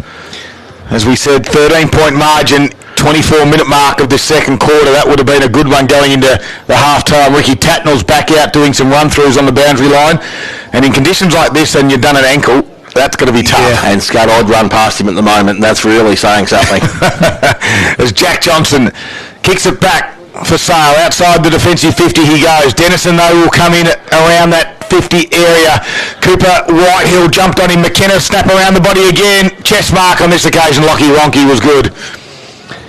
And Ronke will have it in the defensive back pocket. Plays on, kicks to the far side of the ground. McGuinness was the target. Good little spoil over the back from Leslie. Got it 15, 20 metres going Sale's way. And the free kick will go to the Magpies. Is it Butcher back there? It is. True centre wing. We've had 4 goals kicked this quarter, so we might get into about the 28-minute mark. We're currently at 25 and a half. That kick to the top of the 50. No one can mark for Sale. McKenna's been very busy this afternoon. His kick only went 5 metres. Allowed Wallace to come in and give it back to Butcher, whose kick went higher than it did longer. So the umpire said play on, it wasn't 15. Lang bust his way through, lost the footy, kept his feet, goes again. Handball was smothered. McKenna again squirts a handball out to Adele. His kick only goes 5 metres. We're still at the top of the 50 for the Magpies. Now it gets back to East. He slipped his kick, but it's going to work. And it's going to land in the hands out there to Vickery. That's Byron. He kicks towards half-forward flank. Over the top of Richards' head. Stays in. Lands in a puddle. Doesn't skid on anywhere. Has to go again, does Richards. He's got 2 to beat. Kicked it off the ground, did well, does Xavier Richards. Bound, ducked the shoulder. The umpire said you did duck it, now you're going to get pinged for holding the ball. Sale don't like it. They said he lifted the shoulder to try and cause the high contact. And McCary said, I'll grab it, I'll play on, I'll get to 40, I'll handle over the top, I'll go to a teammate and take Clay, and he'll lower and kick it behind.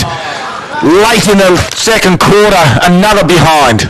4-5-29 Bairnsdale. They lead now by 14 points over Sale. The 2-3-15 on the McDonald's Gippsland scoreboard. Super costly miss right on the cusp of what would be a team lifting goal at half time. Yeah, it'd be a just reward for the amount of play they've had as Hudson Holmes goes straight down the corridor knowing there's not a lot of time left in this second quarter. Could be a risky play as he got Freeman at the bottom of the pack. He has. First player there from Bairnsdale, that was Harry Cook. They just tap it forward. 1-2 taps forward and a quick kick forward as well by Oscar Pike. Top of the square, falls short. Sale under all sorts of bother. They'll ease that bother through Hudson Holmes. But again, under pressure, it's a deliberate... not that one. Under pressure inside 10's okay. Okay. 4-6-30. It's now a 15-point lead for Bairnsdale over Sale. 2-3-15. McDonald's Gippsland scoreboard. 27 and a half minutes played in the second quarter. I always worry about people's different perception of pressure. Umpires' perception of pressure might be different than someone like Shannon Lang. Exactly right. All right, the ball in front of our TRFM commentary position now. Ducking the head, I thought there was Harry Cook. Play-on's the call, and rightly so. Coming in to lend a hand was Nick Ballmer. Sala just edging it forward now. They know they're under a bit of pressure. 2-3-15, Bairnsdale 4-6-30. 28 minutes gone. Both teams desperate for a half-time break. The conditions pretty telling, pretty demanding, as Dennison now went to grab the ball but was quite content to see it fall out of his hands and over the boundary line, given he was surrounded by a number of Sale opposition, one of which was Allison, who marks him now. And Xavier Rich has just gone and popped himself behind the football here for the last couple of minutes of the half. Yeah, good move, you'd think. As the ball comes back into the field of play, McGuinness in the front spot, taps it straight down, Lang left it behind, Dennison does well, squeezed the handball back to McKenna, got it to the wing, Burn-Jones is good, shuffled the handball out now to the run, this time it is Waddell, drives it inside forward 50, again McKenna, and this time it's Bound, 1-on-1, McKenna, and McCary will suck it off the ground, and Braden McCary puts it through, just what they needed on the half-time, not too far away, 29 minutes have gone. Beautiful play by Lachlan Burn-Jones to get that ball into space. Looked up, assessed the options, didn't decide to kick to his teammate, decided to kick behind his teammate and back his speed in. He put the Jets on and like Maradona, put it into the back of the net. And that takes Bairnsdale to a match-high 21-point lead at the 29-minute mark of the second quarter. Bairnsdale 5-6-36, leading Sale 2-3-15. McDonald's Gippsland scoreboard. Well, I've got some good movers, and for me, for Gippsland Isuzu Ute, Lachlan Burn-Jones is clean. They suit him. Nathan Dennison's tough around the footy. McKenna's been good. Yeah, they got winners all over the ground. Down back, Logan Austin's been good. Richards has been great. And they go, this time, the Magpies, they let him have the free kick, but Brett Waddell barreled it towards centre half forward. Hudson Holmes is on his own. Didn't quite get it though. Hit over the football, Bound. It doesn't matter. The half-time siren sounds. And what a quarter it was from the Redlegs. They kicked 3 goals to 2. It's a game high, 21-point margin at half-time. We said it's going to be a fantastic Sunday afternoon football match. Conditions are tough. It's heavy. It's slippery. There's no rain to speak of at the moment, but it is physical.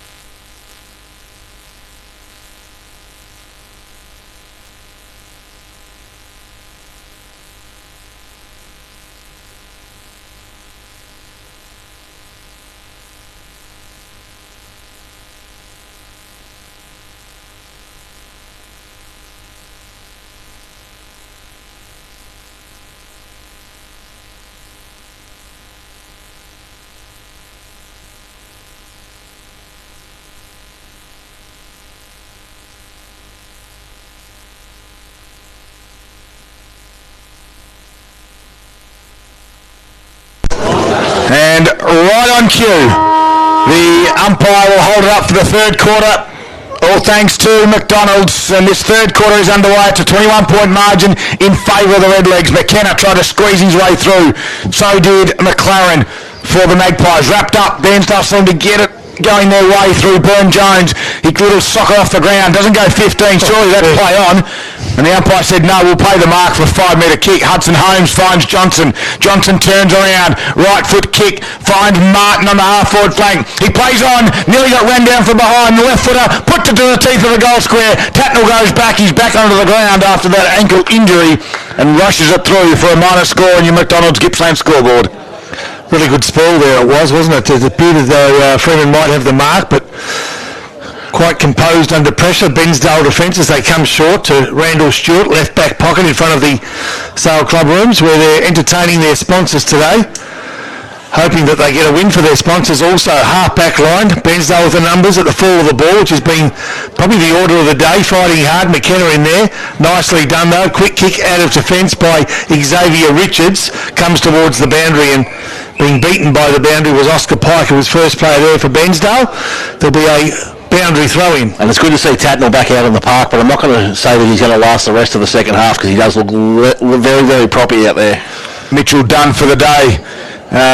As repeating a little bit earlier, looks to be concussion. Oh, good work by McLaren, a little side step. It doesn't get through Richards. Does get a handball away though. Allison squeezed one to the coach there in Johnson. Went back to Leslie. His kick over the top of Lang. Freeman was there for support. Stewart's got 3 to beat. You want the boundary. He did well. And the youngster Randall Stewart found the touch. We've got a boundary throw and they reset the Reg legs.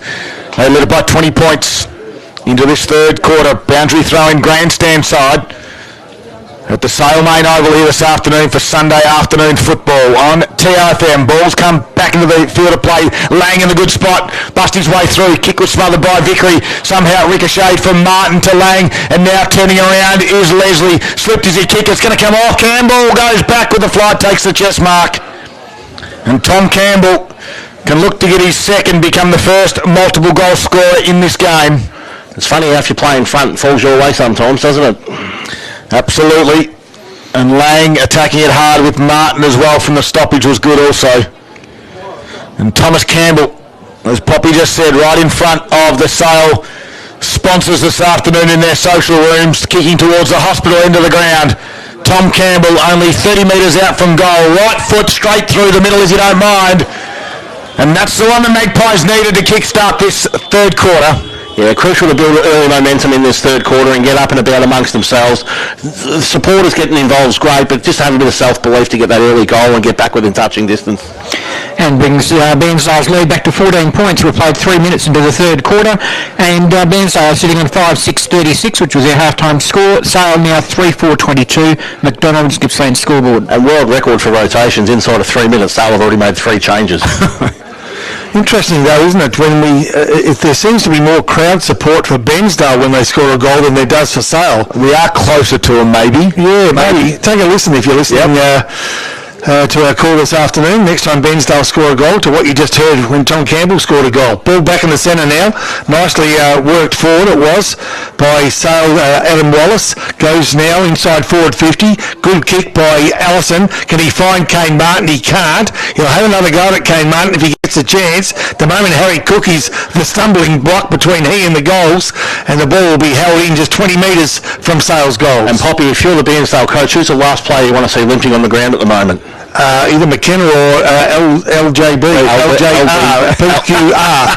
LBJ's limping behind play at the moment. Yeah, that's certainly not what you want. Ball comes back in. McKenna does well, kicks it along the ground towards the boundary line. Closing quickly out there was Miller, his teammate. Down at ground level was Austin War as well. Again, the umpire will ball it up. This time it's out the top of the 50. That's Sales attacking 50 at the moment. They've already got the opening goal in the quarter. They've reduced the margin to 14 points, but they still trail. And the Rucks go at it. Wykes does well, taps it out. No one can get a clean handle on it, as you'd expect on a day like today. It's tough in the clinches. It's good old wet weather country footy. And we've got a ball up. 55 metres out now, out from Sales goal. All right, let's see if we can't get a clearance here. Good work by Lang. He tried to clear it. Kick off the ground by Bairnsdale. Manages 15 or 20 metres. They gain another 10 or 15 metres, and now the race is on in the centre of the park. Good, desperate work. Kane Martin kept his feet.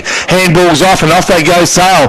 They've got a little bit of room to move now. I reckon that could be Tatnell, who has the ball now. He's a teammate on the lead inside 50. Oh, good kick. What perfect kick in tricky conditions. I thought Sale had the flow of the play then, but Tatnell came in, composed under pressure, straightened up onto the right foot, and a nice lead it was by as a consequence of a handball from Adam Wallace. Found Tatnell, and now Tatnell finds Braden McCartney, who's going to kick from McCary from 45-degree angle from about 40 metres out. Yeah, Wallace made the play on the wing area and just missed that handball, which allowed Tatnell to come through, Pop, and gives McCary his chance for his second. So McCary now from 45-degree angle, 40 metres out. Wow! Right kick off the boot. Oh, no! Tell you what, that's run left to right very quickly. There was bunches of Bairnsdale players starting to celebrate, and it's run 2 or 3 metres, hit the right upright. Ollie Florence certainly celebrated. 5-7-37 is the Bairnsdale score now. They lead by 15 points at the 6-minute mark of the third quarter. McDonald's Gippsland scoreboard. Lockie Ronke goes bang, puts it in the middle of the ground at Sales made over. Big spoil from the back from Cook, but they just push Leslie in the back. And the big centre half forward wins the free kick, kicks to half forward. Does it get to a teammate? It does, and this time it's McDonald. Butcher, sorry. He played on there, got ran down from behind. Gee, I thought he got a handball out. That's that support you hear. Shannon Lang, look. And they're going to get stuck in a lane. It might be reversed. No. Another 50. There's bumps. Another 50. Right and Lang and White, meanwhile. It should be 250s, really. Bulmer says, I'll just play on. Kick it inside forward. 50 they go. Big fly from Tatnall at the back. Holmes is under pressure. LBJ! Oh, he's given him one behind play. Soccer's off the ground. Someone's given someone behind play. It doesn't matter because Lachlan Burn-Jones has got two and the Redlegs are up and about. And that was very similar to what Poppy described beforehand. Get the ball behind play, have the players running into the open goal, and LBJ with that turn of foot. He was limping not 2-3 minutes ago at one end of the ground, and then he goes in there like Winks and kicks it off the ground and puts through a very important goal. There's nothing like a ball sitting in the middle of the goal square to make you forget those injuries, though, is there, Scotty? 7-minute mark of the third quarter, 21-point lead to Bairnsdale on the McDonald's Gippsland scoreboard, 6-7-43 to 3-4-22. And I can tell you right now, Shannon Lang is looking for a body to hit in the contest if he can do it fairly. At Grand Level, though, LBJ feeds it off and Bairnsdale clear the area now. Inside forward 50. 1-2 attempts to mark. Oh, falls for Gooch. Dances around one. Handballs. Can he find Tatnall? He can't. Tatnall dropped what he could have taken, but you can forgive him given the pressure he was under, and eventually the free kick will go Sale's way. Behind play, there's still a little bit happening. A 50-metre penalty. Against Brett Waddell, that's another one. And there's 4 players on Brett Waddell. Xavier Richards comes in now. So does Robin McKenna. And as you said, Pop, 50-metre penalty. It's in the hands now of Hutchins in the middle of the ground. The Water Boys are just hanging around on the ground as well. It's starting to annoy me a little bit. But anyway, as the ball gets kicked to half forward, Leslie gets moved off the footy from Cook. Cook slaps it forward. Ricochets back to Austin. Oh, Austin got dumped and awkwardly. And it's got to be a free kick surely going Bairnsdale's way. I think downfield. Paid the mark down here anyway. Okay.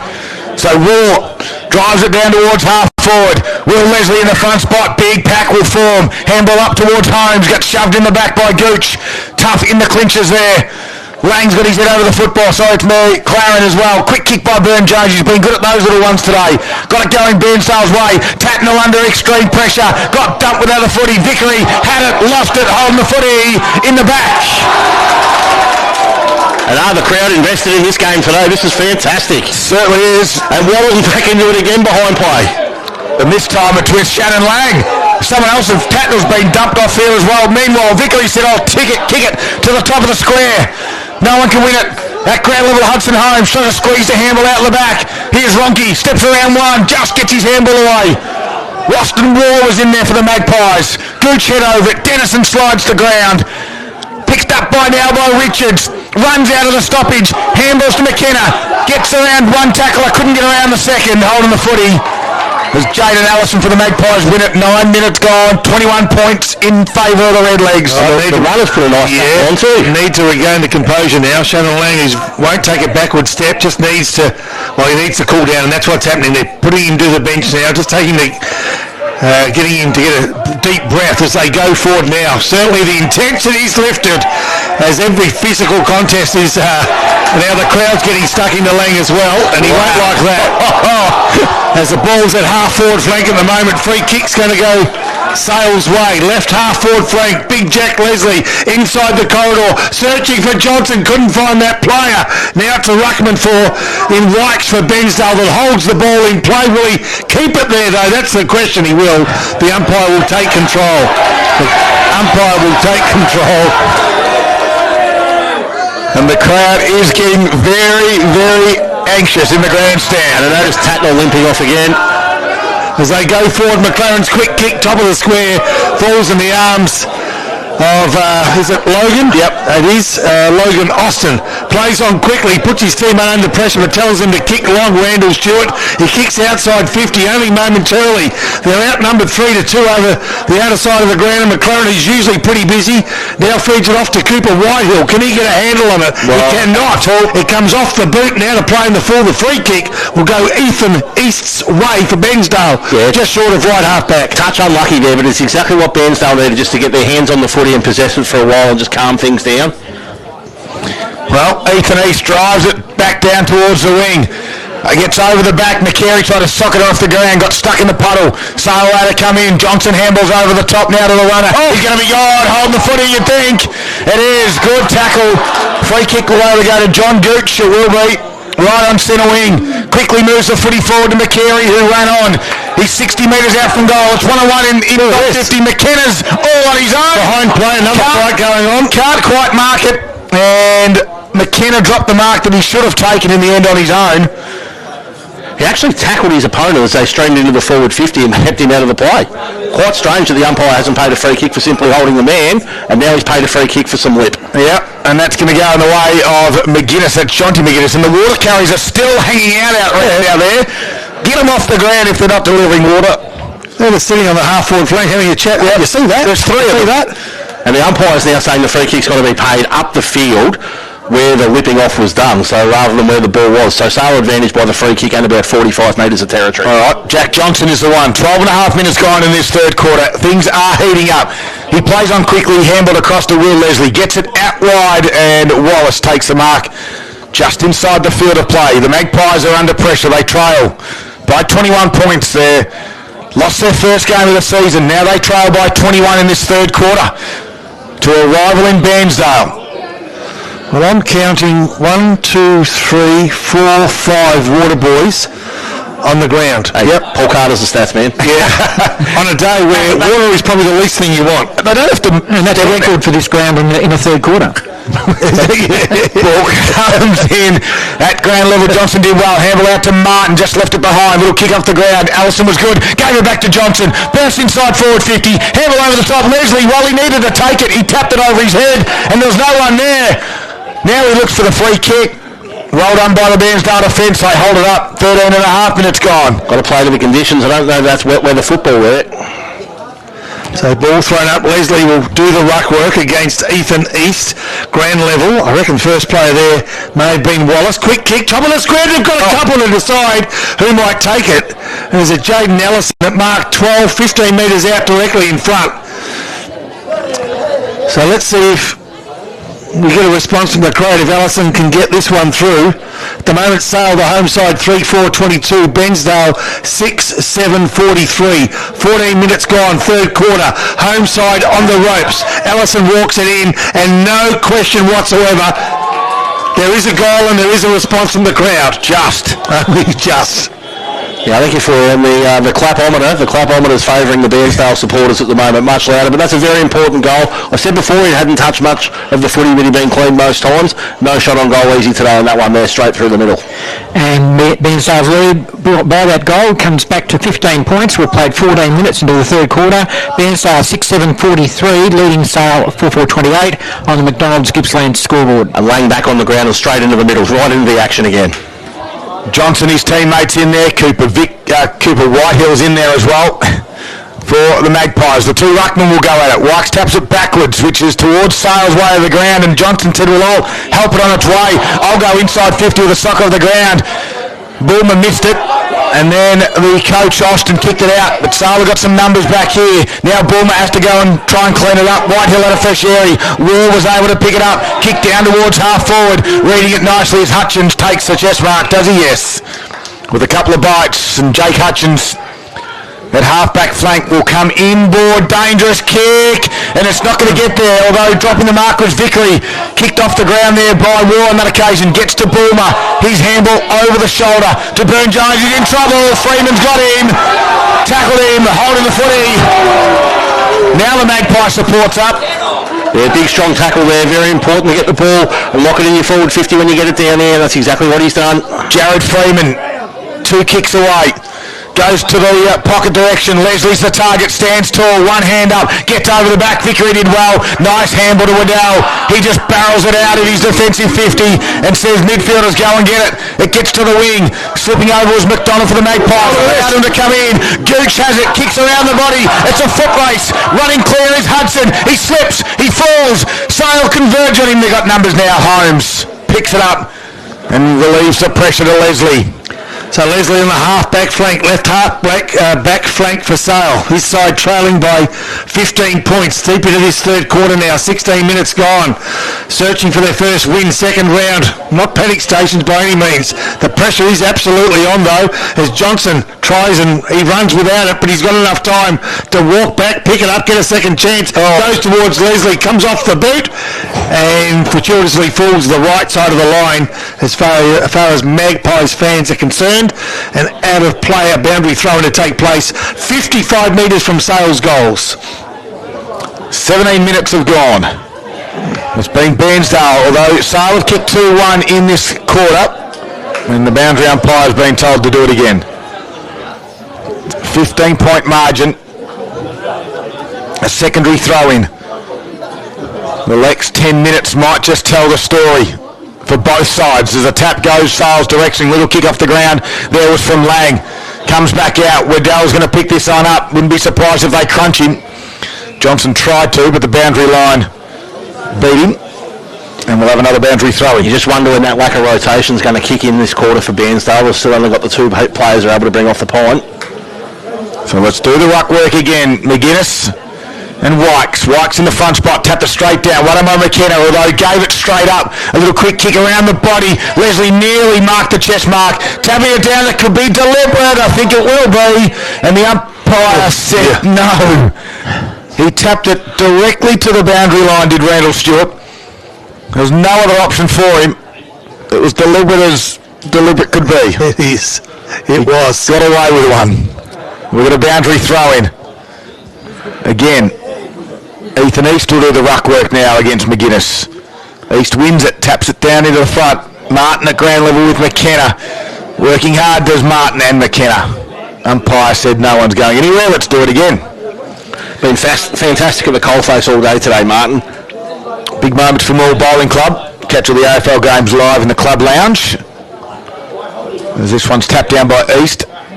Lots of numbers around it. He tries to give it a quick kick, and Will Leslie will take the mark coming in from his top of the 50. So Leslie might fancy himself from this position, Scotty. Yeah, just while you mentioned the AFL scores, Geelong 136 defeated West Coast 89 final score there. Thanks to Harvey Norman Furniture, Gippsland. Will Leslie's got a shot on goal here. The Magpies trail by 15 points. 19 minutes, third quarter. This is an important shot at goal. 59. He's not going to make the distance because he just lays it up. And Jack Johnson, he's had two bites. Although front and square, Shannon Lang missed it. Missed out a lot. He was directly in front. He was front and square. I think Jack Johnson was looking for the second bite too, maybe, to take the mark. But out of bounds on the full pop. Yeah, and as a result of that, the free kick will go Bairnsdale's way. Logan Austin, who's been pretty steady down there today, as you'd expect the coach to be, comes grandstand side. Good fly from behind, but not good enough for McLaren to get over the top of East, who gives McLaren a smile, takes a mark, walks back, kicks 50 along the line, and now the battle's on at ground level, as it's been for most of the day. McKenna tries to work his way through, played for the free kick, didn't get it. He'll get another chance now. Handball, quick kick forward, off they go Bairnsdale. Cut off nicely though by Hudson Holmes. He's as steady as he's ever been today. From half back to half forward, along the corridor. Lang, one touch, couldn't take it. Cut off now by Bairnsdale. They got the numbers. Vickery feeds it off to his teammate and goes long. The race is on again, as it's been a few times today. Gooch gets rid of three players like a bowling ball through three pins, and it now falls in the arms of his teammate from a standing start. He couldn't quite find the goals in Oscar Pike, and another minor score. You get the feeling, though, every score's going to count. Big goose nearly Stephen Bradbury, that one there, by being the last person who nearly managed to kick the goal. Bairnsdale 6-8-44, leading by 16 points over Sale 4-4-28. McDonald's Gippsland scoreboard, 20 and a half minutes played, third quarter. So Lockie Ronke has it, rolls out of full-back, drives it straight down the middle of the ground again at Sale's main oval. Leslie has gained another free kick in that area of the ground. Will the advantage be paid? No, it won't be. So twice Ronke's gone down the middle of the ground after points, and Jack Leslie's got the free kick in exactly the same spot. 6 kicks for him this quarter. So Jack Leslie kicks to true centre half forward, looking for Lang, gets over his head. Ricochets off the knee there of Cook. comes out now. Here's Pike at ground level. Richard slipped over. Allison just coughed it back up to Cook. He got slung around in the tackle after the football. He got rid of it. Working hard was Johnson. Handle out to Cooper Whitehill. His kick around the body. Goes towards Freeman. Hits his toes. Bounces up and then takes out the tackler coming the other direction from the Bairnsdale side. Vickery does well. A little chip kick over the top. Just the required distance. And Pike takes the mark, although his kick is a poor one.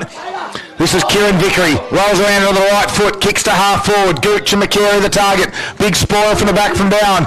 Gooch had to do some roving work, then wrapped up McLaren in the tackle. Strong tackle on Jack McLaren from John Gooch.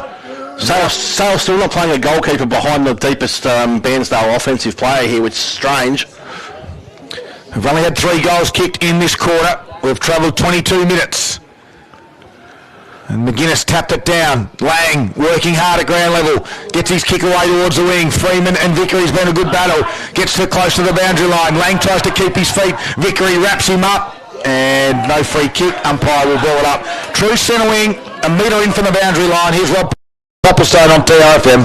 Right, break away from the contested possession here. Here we go, a stoppage. Who's going to be McGuinness from the back? Can't get a handle on it. The big man White's got first hand down. Player taken out of the contest, and it was our man, LBJ, who hit the deck and called for a free kick, wasn't paid. White gets front possession, takes the ball, handballs quickly. McLaren left foot kick towards the corridor. Underneath it, not taking it, was Allison. Tell you what, there's not much room to move. Dennison didn't hit the ball, and neither did Cooper Whitehill. They both took a short step, waiting for the other to make the mistake. Now a free kick being paid against Dennison. It's going to go the way of Will Leslie. So Will Leslie, grandstand wing side. Deep into the third quarter now, 23 minutes gone. Sale 4-4, Bairnsdale 6-8. Kick to right half forward flank. Lang dropped possibly what he would like to have taken, but the slippery ball today makes it tough. Spills over the boundary line, right half forward flank. And just what we need, an extra level of complexity in the ball now, coming out of the shade into the sunlight. Like it wasn't tough enough already. Half forward flank. Sale into attack. Nice tap down by McGuinness, who was riding Wykes like a cowboy would ride a wild bronco. We got another stoppage. That was interesting because both ruckmen were on their knees at the time the ball got to them. And McGuinness and Wykes. McGuinness gets the tap again. Nicely done. Who was that? Back of the pack with Glenane. Haven't caught him a whole lot today. We have this bloke though in McLaren. He's going to get another touch. Got a handball, then a quick kick. 10 metres. LBJ, the centre of the pack. I'll get him right, but it's only 3 initials. It's like ABC. I mean, surely. Now, grandstand wing, kick to half forward. Frank McGuinness again, front of the pack. Out the back, they've got a few options. Yep. Handball, Lang takes on the tackler. Gets off the handball to Leslie. Oh, it's close to being out of play. It will be now. Just 20 metres from Sales goals as a consequence of Logan Austin tapping the ball over the boundary. Yeah, great tackle too, wasn't it, from Logan Austin as well on Shannon Lang. He was about to run clear. And we've got another boundary throw, just about ready to tick over to 25 minutes. Sale still trouble. Kick off the ground there from McGuinness in a dangerous spot. Bulmer goes back. Campbell's there as well. Again, it goes over for a boundary throw in the margin. Currently it's 16 points in favour of Bairnsdale. The ball though sits inside Sale's forward line. If they can get one here. And the Magpies get on the move from the stoppage. Tap down the front from Wykes. Trying to kick it off the ground. He had a fresh area in the end. Righto, Poppy, this is McLaren. We're going to set up for McLaren here. He's going to be the one bursting through at speed. All right, let's go. Just trying to shake a fairly hefty tag at the moment. Lang's helping him. No, I think McLaren's helping Lang. Yep. Although he didn't quite get it. Wykes had to kick it off the ground. There is Lang. Wallace it was. Handballed out towards Cooper Whitehill. He'll kick towards the hot spot. Johnny McGuinness kicked off the ground. Soccer! Jack Leslie, if you don't mind, it just fell on his foot and then he turned around and put it through. Yeah, he started everything right there. He's held his position. He stayed goal side of his defensive opponent. When the opportunity came, he slipped the old slipper into it and got it straight through the big sticks. And it doesn't matter how, it just matters how many. And that's a key one right on the dawn of three-quarter time. And brings that margin back. It was at to 21 points earlier this quarter. It's back down to 10 points now. We're almost at three-quarter time. We're coming up to the 26-minute mark. Sale 5-4-34, trailing Bairnsdale 6-8-44. McDonald's Gippsland scoreboard. Remembering, of course, too, that last week they had a handy lead over Maffra by 4 or 5 goals. Yep. They had a handy lead before that goal, leading into the last quarter. If only they could have held it. Now they'll be starting to second-guess themselves. Sale will be starting to get some belief. Behind play, the Water Boys are really giving scud the Irrits as they come out of the centre again. Sale, centre half forward, front position, but not taking the mark was Vickery. Now at the back of the pack, Kane Martin tries to open the door for Lang. He just about got a handle on it, couldn't quite, falls in the arms of Glenane, who takes on a player, gets past that player, left half forward flank, inside the square. Tell you what, Lang back into the pack courageously and kept the ball in the area momentarily. Kane Martin picks it up so beautifully, and then to Allison inside the corridor again, coming through so nicely was Balmer, and Balmer taking forward. And Freeman, a good tackle by Freeman after Balmer looked like he was going to clear the area. He has the opportunity. He'll take his very best. I remember in the conditions last year against Lee and Gaffer, from about this distance he battled just a touch, but he's capable. 44-34. Freeman can edge his sides. The kick's paul's going to fall short. Wykes, it's been touched off the boot. Play on's the call. A kick off the ground. Big Leslie just looked as the ball came out through East, and now having to wait under the ball for a long, long time was Oscar Pike, but coming over the top was Jared Stewart that takes the mark. 27 and a half minutes gone. They still lead by 10 points, Bairnsdale. Kicks to the wing. Sale got some numbers out the back. Hudson Holmes, though, kicks it directly out of bounds on the full. And now finally the water carriers get off the ground. About time. Free kick will go to Bairnsdale. No one on the mark if he wants to play on. Now Ronke rolls up. He's been called outside 5, so Pike puts it back down towards half forward. It's 1 on 3, and, in the end, Hudson Holmes read it much better than his forward opponent. Half-back flank, Hudson Holmes takes a breath. Looks in the middle of the ground. He can find Johnson. I don't know how he gets that much space. He turns and goes and kicks out to the outer side on the fat side where Shannon Lang is. He can kick around his body. It's a bit of a scrubber. Boomer, his last couple of efforts have been great. Gathered it, kicked it out towards those water carriers. Get off the ground! And it goes towards the boundary. It's deliberate. It's gone 70 metres on the trickle. If it had gone any other part of the boundary line, it would have sat in a swimming pool. And that one trickled over. And it was deliberate out of bounds. Have they got one last thrust? Sale before three-quarter time. Allison was the target. There's that puddle you talk about. Now it gets over. A boundary throw-in. Far side of the ground. No one with Lang forward in the footy either here for Sale. He's just managed to get away from the contest and find plenty of space. So the margin is at 10 points. Bairnsdale are hanging on. In the front spot there was Wykes. McLaren kicked from the stoppage, didn't go a great distance, but it got to the top of the 50. Lang tried to get his head over the football. He's so good at keeping his feet. Allison was able to receive the handball kick around the body, and there's Bulmer again. In the last 4 or 5 inside 50s, Bulmer's been really good. There's a three-quarter time siren sounds, and Sale kicked 3 goals to 1, but they still trail. It's a 10-point margin at three-quarter time. Bairnsdale is 6-8-44, Sale of 5-4-34, and we've got 1 to go. Stay with us on Sunday afternoon footy. It's going to be an absolute belter with 1 to go. It's Gippsland Live, and we do it for Harvey Norman Electrical Gippsland.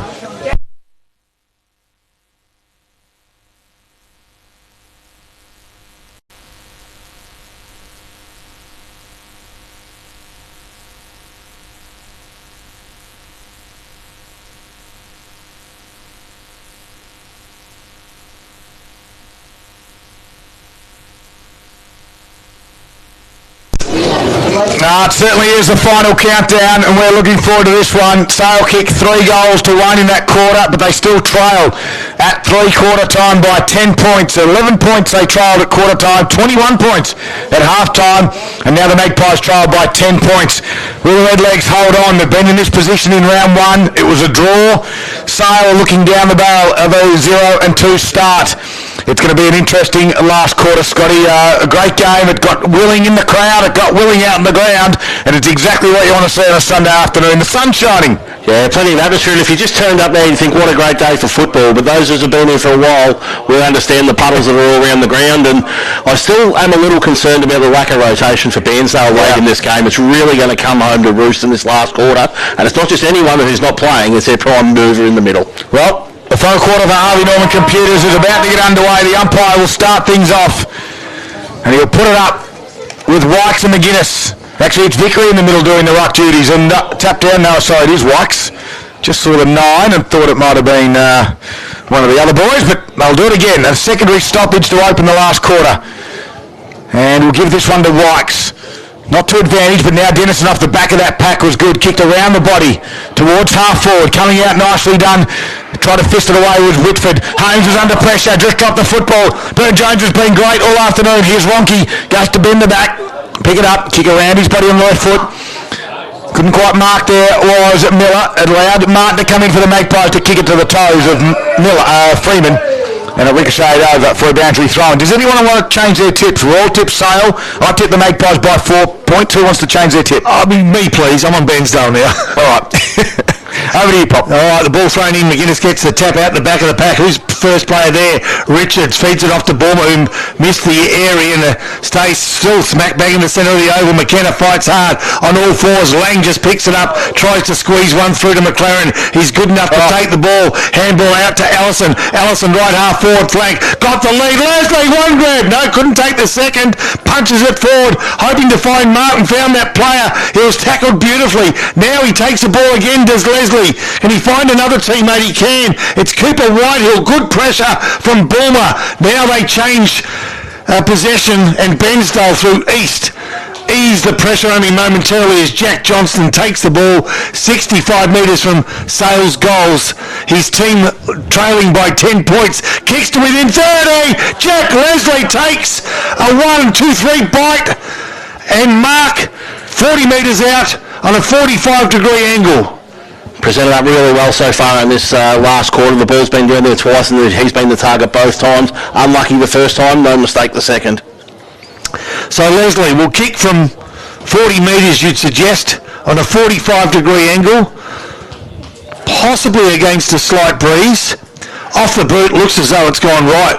How right has it gone? Yeah, a lot right. Out of play on the full. More off the shin than off the boot, that one. Well, no damage done for the Redlegs.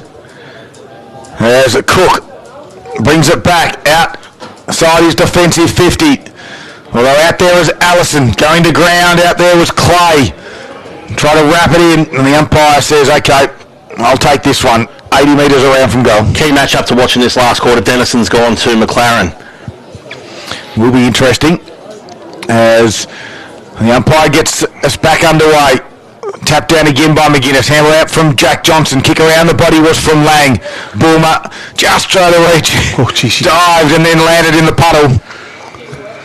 And it goes over for a boundary throw-in. And the big puddle, I tell you what, Bulmer's got up. It was a way to mark the next ball that goes in the air after it comes out of that puddle. Yep, it's pretty heavy. It'll be interesting in this final quarter who will hold strong. Bairnsdale been good for 3 quarters. They've rose to the challenge, but here comes Lang again from the stoppage. Left foot kicked on the square. Leslie just worked his player out and then took the mark directly in front. He won't miss this. And I won't put the commentator's curse on because he's directly in front, 15 metres out. He cannot miss this one. I'm going to mark it down already. Jack Leslie has kicked 2 this afternoon. Well, he's kicked 1. He's about to kick 2. And I tell you what, he has slotted it. Nice, mister. You've done it. No. Unbelievable. That is impossible. You could have got Black Caviar beaten, Scud. Yeah. But again, it was McLaren that got that first handball out to Lang there. McLaren being crucial in the second part of this game. Big last quarter for him. Are you serious? Does that I never believed in it. I haven't seen a mistake like that since Nick Vicino was with us. Ball brought back into play towards the outer side of the ground. The boundary beats the players to the ball. There'll be a boundary thrown as we update the score. Okay, that first score of the quarter, Sale brings the margin to 9 points in Bairnsdale's favour. About 6-8-44, Sale 5-5-35. Harvey Norman computer scoreboard 4.5 minutes played in the last quarter. So Lang willing himself into this game and trying to get his teammates to come with him. Couple of opportunities done by his work, but Leslie hasn't been able to complete the good work up the ground. Dennison tries to do the same now for his Bairnsdale side and can't. McKenna in there as well, Lang in there as well. You'd expect it just spits out as the umpire comes in, but he'd blown the whistle already. Sale got a loose back, Scotty. They have. They've gone back to how they set up earlier in the game, and that's probably as a result of Bairnsdale having one back themselves. Yeah, and Logan Austin is the spare one, so that's the player that you certainly want back there. There's a handball from McKenna, gets it out wide. Kick off the ground was insufficient intent, but it's okay. Actually, it's gone about out of bounds on the full in the end. And the free kick will go to the Magpies. I thought it trickled along the ground, and Bairnsdale seemed to argue it a little bit, but nothing major. The stationary water boy count is just the one at the moment, Scott. Okay, good to hear.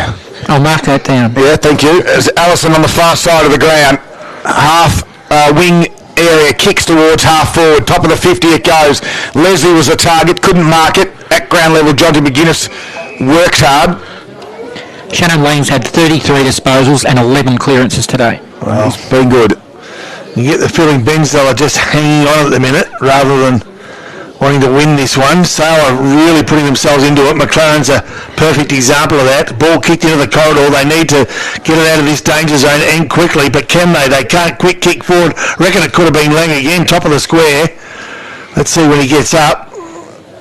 It might have, you reckon Glenane? Yep. Thanks, Scud. So take one off Lang, give to Glenane.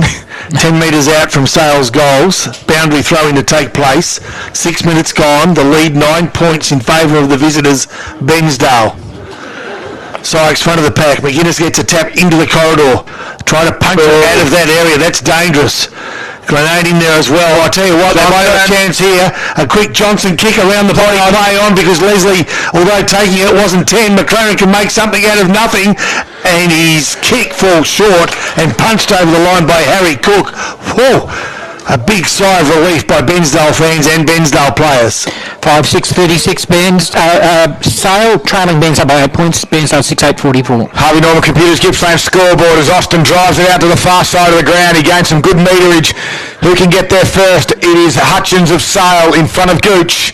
And they'll happily see it over for a boundary throw-in. Don't forget the best range in brands of Apple, Samsung, Nokia, Oppo and more at Harvey Norman Computers Gippsland. As we said, the margin sits at 8 points now in favour of Bairnsdale. 7 minutes in, LBJ unsighted so far for Bairnsdale. Let's have a look at this. Front spot there was Wykes, taps it down. A little kick off the ground from Ronke. Going to ground there was Glenane. They work it forward to the Magpies. It's at their 50 again. Trying to stand up, and that one was Richards. It squeezed out the back. Shannon Lang has put it through. A fist pump through the air. And the Magpies now close to within 2 points. Here they come, the Magpies. Yeah, he's been outstanding all day, but even more so in this last quarter already, Lang. Him and McLaren been absolutely brilliant around the stoppages. And as Dale said, it's a 2-point margin. We've played 8 minutes into the final quarter. The Harvey Norman Computer scoreboard reading Bairnsdale 6-8-44, leading by that slender margin over Sale 6-6-42. Right there, big moments, of course, in this game for the Moore Bowling Club this afternoon. That is a big one to keep in mind as this quarter progresses, Poppy. Yeah, centre break absolutely crucial here, isn't it? Absolutely crucial. Yep. So half forwards have disappeared. Robinson's in there. McKenna's in there. I keep saying Robinson because they used to look the same. McKenna and Robinson as well. Link Robinson as well. They had the red there was a name change. Yes. It was Dylan Somerville. Dylan Somerville, that's right. There was another Robinson that had the hair as well. So Wykes gets the tap. Can they win the centre break? They can't. Lang another quick handball. Finds his teammate there. I reckon it was Adam Wallace who kicks towards the outer side of the ground. And is that any less deliberate than one was earlier? Exactly. So out of play, it was a 40-metre kick from the centre of the ground straight to the boundary. No players really around the ball. Boundary comes in a good 20 metres, I'd reckon. Yeah, good idea. I like it. Yeah, puts it into the danger zone, doesn't it, for both clubs, I guess. Yep. Sykes got rid of his opponent, then tried to handball to a teammate, couldn't find that player. Quick kick forward it was by Wallace, inside forward 50. Play on after Johnny McGuinness, gave it to McLaren. Left foot kick, this could be... No. Oh, what he should have taken. I reckon it was Jason Miller, and the umpire comes in to lend a hand, but Miller's miss could have been costly. Yeah. 40 metres from Sale's goals. They've clawed their way to within 2 points. Nearly 10 minutes gone, final quarter. Again, Wykes tried to shove his opponent out of the way. Hitting it at pace was Lang. Couldn't take the footy with him. No, Wallace was there. As it was Butcher. And another ball up. Tackle back on and goes forward for Bairnsdale. Ticked over 10 minutes in the final quarter. McKenna was at the bottom of that pack. Tackled by Cooper Whitehill. And we'll have a third ball up, right in the same spot, which is directly in front, 40 metres out from Sale's goal. They do trail still, but they've reduced the margin to 2 points. It's an absolute cracker. It's been tough, it's been physical, the conditions have been tough. Now the sun's shining, we've got shadows on the ground, but it's still heavy, still slippery. No one wins from the stop, it'll kick soccer off the ground, and fortunately lands in the hands out there of Clay for Bairnsdale. His left foot kick goes out wide. Nicely done, Braden McCary in front of bound. McCary's a long way home from his forward 50. He's on the half-back flank at the moment. Looks up to the wing area. The target's Gooch. Big fly from Hutchins at the back with a big spoil. At ground level was Whitehill. He missed the target. Allowed his opposition teammate to come in, and that was Pike. But his kick was smothered. And we'll have a ball up. True centre wing. 50-50. Either way it's going to go. The wind's starting to become a little bit gusty in the background, I can see. Not favouring any end though. No, just gusty as they go forward again through Sale, who's on the end of this one. Looked like Lang. Sure, he got a quick handball out. I always get he and Wallace mixed up. And it was Wallace. It was quick kick forward. Out of side of the ground, Dennison couldn't quite get a handle on it. Quick kick out of the pack there from Sale. It was Hudson Holmes. And now over the boundary line, the umpire says to ball that one up. Round about right half forward flank for the home side. The Pagans paddock setups works well for Bairnsdale so far today, but I'm just wondering whether they need some forward structure now and actually a target to kick to rather than trying to kick to space. Yeah, exactly right. They can't get it past their half forward line at the moment. Sale's been attacking the footy pretty well as McGuinness this time tapped it forward. Wallace did have that fresh airy. And again it comes to ground level. Quick kick by Wallace. Goes inside forward 50. Campbell nearly marked it. Austin was there. Allison did well. Step around his body. It's all Bairnsdale. There's 4 of them. And they able to gather it nicely. Vickery was able to pick it up and kick it out towards some open space. Austin was the target. Pike comes the other direction as well. Turns around. Kicks it inboard. Burn-Jones has got a little bit of space. Oh, he decided to bounce. On a day like today, you don't do it, but it works. Because Austin has it. Kicks inside that forward Pagan packer. Oh, no. The spoil. And Gooch The Gooch has sucked it off the ground and put it through against the tide. And if you ever needed any more evidence of special comments or redundant, keep your Pagans paddy, kick it over the back and let Gooch run in and kick a goal. Wow. Great goal by John Gooch. Of course, that's his second of the afternoon, but more importantly, getting the margin out to 8 points, Paul. That's right, Dale. At the 13-minute mark of the final quarter, it is an 8-point margin to Bairnsdale. They are 7-8-50, leading Sale 6-6-42, and that has broken quite a run of goals and scores for Sale. And Dane McGuinness has just come to the bench grabbing a right hamstring, so they're down a big man in the middle now, Sale. And he was dominating the score. He'd had 7 hit-outs. Well, it means John T. McGuinness goes into the ruck now. Well, probably the last place he wants to be in the spotlight after that mistake in the goal square. The spoil wasn't what it needed to be. In fact, he probably could have taken the mark, but right now Sykes gets the tap and then follows up with a kick off the ground. Coming through nicely, though, was Lockie Ronke for Sale.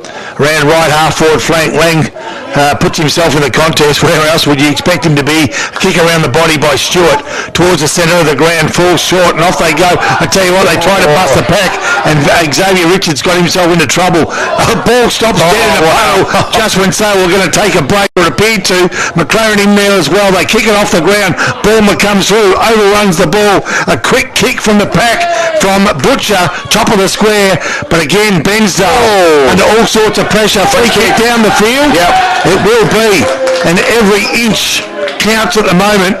And there's a lot of inches in 50 metres, and that's what's being paid, a kick down the field. Yeah, I think it's going to go to Wykes. So Wykes, a dangerous looking kick, but a sliding mark in the centre circle of this ground, I think by Xavier Richards. It was muddy, plays on quickly. Geez, the conditions are poor, but Oscar Pike takes a mark, a half-forward flank. Another one might be a killer, I reckon, for Sale. Be hard to come back from 3 goals down in half a half a quarter, 14 and a half minutes gone. He's got a short option here. He wants to do, he thought about taking it. Logan Austin, his side lead 50 to 42. 8 points only. 14 and 3/4 minutes gone, final quarter. Has he got the distance? Where's LBJ front and centre? LBJ front and centre. Nice. Oh, off there. He tried to do a clever little kick. I tell you what, couldn't get anywhere near his targeting Braden McCartney, and now Sale on the rebound can make them pay, Right, and also put themselves back in the game. They've got some players around the ball. Kane Martin waits. Dennison's going to hit this contest hard, but he's beaten to it by Johnny, or Lockie Ronke possibly. Quick kick to centre half forward, but it's all Bairnsdale with Randall Stewart taking the mark. Yeah, it comes laterally towards the grandstand side, gets it out to Harry Cook. He pushes back off the mark and then finds a target. Logan Austin's been good. Some key moments in this game, big moments for the Moore Bowling Club this afternoon. Logan Austin looks up, kicks to half forward. It's a neat kick. Awkward looking, but the big fella, the Colt hero, Ethan East takes the mark, goes to McCary. It skids through. It's a foot race. It's going to trickle through for a minor score. It was touched anyway. And the minor score on your Harvey Norman Computers Gippsland scoreboard gets it now out to 9 points. As Lockie Ronke will be the one to bring it back in. He goes directly up the middle of the ground, and unopposed, Jack Johnson takes the mark. Centre half back, looks around. We've travelled 16 minutes in this final quarter, and Johnson decides to go straight down the middle. Knocked on there by Martin, gains 25 metres with that fist, but out the back, they're all on their own. Vickery does well, turns around, left foot kick now to the wing. Sala got some numbers, Johnson will fly, can't get it on the second bite. Comes in over the shoulder to Gooch. Collects Johnson high. The umpire didn't see it. He was blindsided. We've got a stoppage in the wing area. It's got all the signs of the game we saw yesterday, where one side was leading for a hell of a lot of time. Yep. And then from nowhere, from around about this margin, they get up and win. McLaren now is wanting to do exactly the same, so he feeds it off to Jackson Glenane. Back of the pack. Free kick paid. Oh, here we go. There's missed two this quarter. If you took a quick straw poll from Sale players as to the play you don't want to be kicking for goal, this bloke would be the bloke. Well, I put the commentator's curse on him a moment ago from 15 metres out. Want to see how it's done? He's got no chance of kicking this. Absolutely no chance. 40 metres out, gusty conditions, muddy, slippery, sloppy. 40 he's got no chance, has he really? Straight through the middle he goes. Get out. Never in doubt. Get out of town, Bobby. Beautiful finish and very important goal there. And while all that was going on, Dane McGuinness comes back on the ground. It wasn't a hamstring, it was a calf, judging by the strapping he's got. He doesn't look overly fresh, but he's gone back into the middle nonetheless. And we have a 3-point margin, 17-minute mark, final quarter. Bairnsdale still in the lead, 7-9 at 51 to Sale 7-6-48, and that's on the Harvey Norman Computer scoreboard. Still plenty of time. You'd say 10 minutes, you reckon, boys? Yeah, well, they've got 3 goals. It hasn't been as congested in this last quarter. There's been a few stoppages, but we haven't time on. It's obviously in about 2 minutes' time. So, yeah, we're looking at about another 8-9 minutes. So in the ruck, McGuinness will do it up against Wykes. McGuinness taps it down. McLaren was there. Head over the football though was Pike. Got it back to Wykes. He tried to squeeze a handball out to Richards. A little soccer off the ground from Pike. Now Austin goes again with a soccer. They get it inside forward 50 to Bairnsdale. Going to ground was McKenna. Holmes is there. So's Jack Johnson. He squeezed a handball out, but McCary got it. Logan Austin's kick was smothered by Ronke. Ronke's little kick goes back towards the middle of the ground. Coming up to meet it nicely there was Butcher. He swings around onto that left foot, gets it to centre half forward. Leslie comes out, takes the chest mark. He can turn around. He's got in the goal square Campbell. He goes to him near the scoreboard side. Little body work. Can't complete the mark. Campbell goes to ground. Bairnsdale got some numbers back there. They caused the stoppage again. And Vickery does well on that last line. We've got a stoppage 15 metres around from Sale's goal. They trail by 3 points. All right, ball thrown up. Leslie front positions, ground level. Bairnsdale have got the numbers. A quick kick falls in the arms of Freeman. 45-degree angle, 45 metres out. It'll test him, take his very best. Got to start at left goal post, please, across his left to right. So, we did see as Scud suggested left to right. Freeman. The crowd trying to put him off. Done well. And they've done it. He's pulled it far left. And the Bairnsdale under-18 team are very pleased with the efforts they put in to put Freeman off. That's a stat, Paul. There was two set shots this quarter that went out on the full, and in a close game that could be very costly. Well, almost isn't much better. Beautiful pass, laced him. Lace out of rebuy this evening anyway. Inside of the foot. Went right angles, land in the hands of Lachlan Burn-Jones, who kicks towards the grandstand spoil from Austin. What a boundary line with Johnson finds it.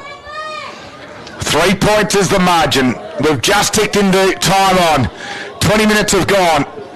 Bairnsdale looking for their first victory. They had a draw in round one. Sale at a loss. They played in last year's grand final. Will they open the season 0-2? We've got about 5 or so minutes to go. They trail though the Magpies. Working hard at ground level is Glenane. And again we'll have a stoppage half forward flank now for the Magpies. McGuinness and Wykes have locked horns all afternoon. McGuinness over the back. That calf seems to be okay. And in the front spot, this man's been pretty good too, Link McKenna. He's been at the bottom of a lot of packs today. They have a stoppage again. And the ruckman, nearly the same result. Over the top was McGuinness. And there's McKenna at ground level. Squeezed a handball out. He got pinned for holding the ball. I thought it was a handball. The umpire's in better position than me. Only one of you all right, that's you. Well, McLaren, right foot kick into leading targets. Bulmer had a double fist. Gets it outside his 50. Leslie tapped it back. It's ping-ponging around in the air. McKenna does well. One tap and then tried to crash through Wallace. Didn't get one over the shoulder. Hudson Holmes tried to get a handball. Kick off the ground from Will Leslie. Oh, great work by Allison and McKenna again. They go to ground. Both clubs supporting each other. Both hard at it. Good football. Stoppage half forward flank. Bairnsdale lead by 3. All right, Sykes, McGuinness gets the tap. McLaren comes through, can't quite get it through the whole pack of players. Dennison was fighting hard. Johnson in there as well. There's nowhere to hide here, not for the faint-hearted. And every player stood up when their turn came so far. Left half forward flank, 21 3/4 minutes gone. 7-6 Sale, 7-9 Bairnsdale. McGuinness gets a tap his team's way, 50 metres from home. I thought dropping the ball there was Glenane. Playing was the call. A quick kick gains 15 metres, but fortuitously it falls in the arms of that man Will Leslie, top of the square. Good spoil. And finds its way over the boundary line. Byron Vickery, good spoil over the top. So just 5 metres now from Sale's goals. They're 3 points down with only a handful of minutes to play. They've been down for a heck of a long time. Ball's about to be thrown back in. We've ticked over 22.5 minutes in the final quarter. Over the back again, Leslie. Wykes did well. Little kick off the ground towards the boundary line. Right in front of the pass players hill. Goes to ground level as Clay. He's camped on it. The umpire gave him the benefit of the doubt with a tackle from Allison. No prior opportunity. Late into the last quarter. It's been an entertaining game of football, albeit a slog. Again in the front spot was Wykes. McKenna did well, shuffled it out to a teammate. Hit over the football was Allison as well. And again, driven into the ground. The umpire will do it again. Another stoppage. Look at these defenders need to be in front of their forwards because a quick kick out of this pack could prove to be deadly. Lachlan Burn-Jones on the bench. Wouldn't mind seeing him get onto the ground for the Red Legs. They need a little bit of grunt. McLaren tried to burst his way through. Couldn't get any traction in the boots. And again, stoppage. Boys, the scores have been level twice today. Sale have never led. Oh dear. They trail by 3 points. 23.5 minutes now ticked. Again, Wykes tapped it down. Allison with a quick kick from the stoppage. Goes to the top of the square. Oh, couldn't quite complete the mark back there. On that occasion was Campbell still in the field of play. Austin did well to rush it over with his opponent, Jack Johnson, who's dangerous down there. LBJ about to come back on as requested, Scud. That's what you need. He's got to get to this stoppage quickly. Ball comes back into the field. Clears the 2 ruckman. Lang was out the back, so was Glenane. Goes to ground level. Will Leslie's there. Shoved his opponent out the way, picked it up and then lost the footy. Little soccer off the ground from Wallace. Did it go out of bounds on the full? The umpire said touched. And we'll throw it in, Pop. We will. Minutes to go. And only points the difference. Sale hot favourites prior to the game. Now, as you heard from Paul Carter, wanting to hit the lead for the first time at the right time.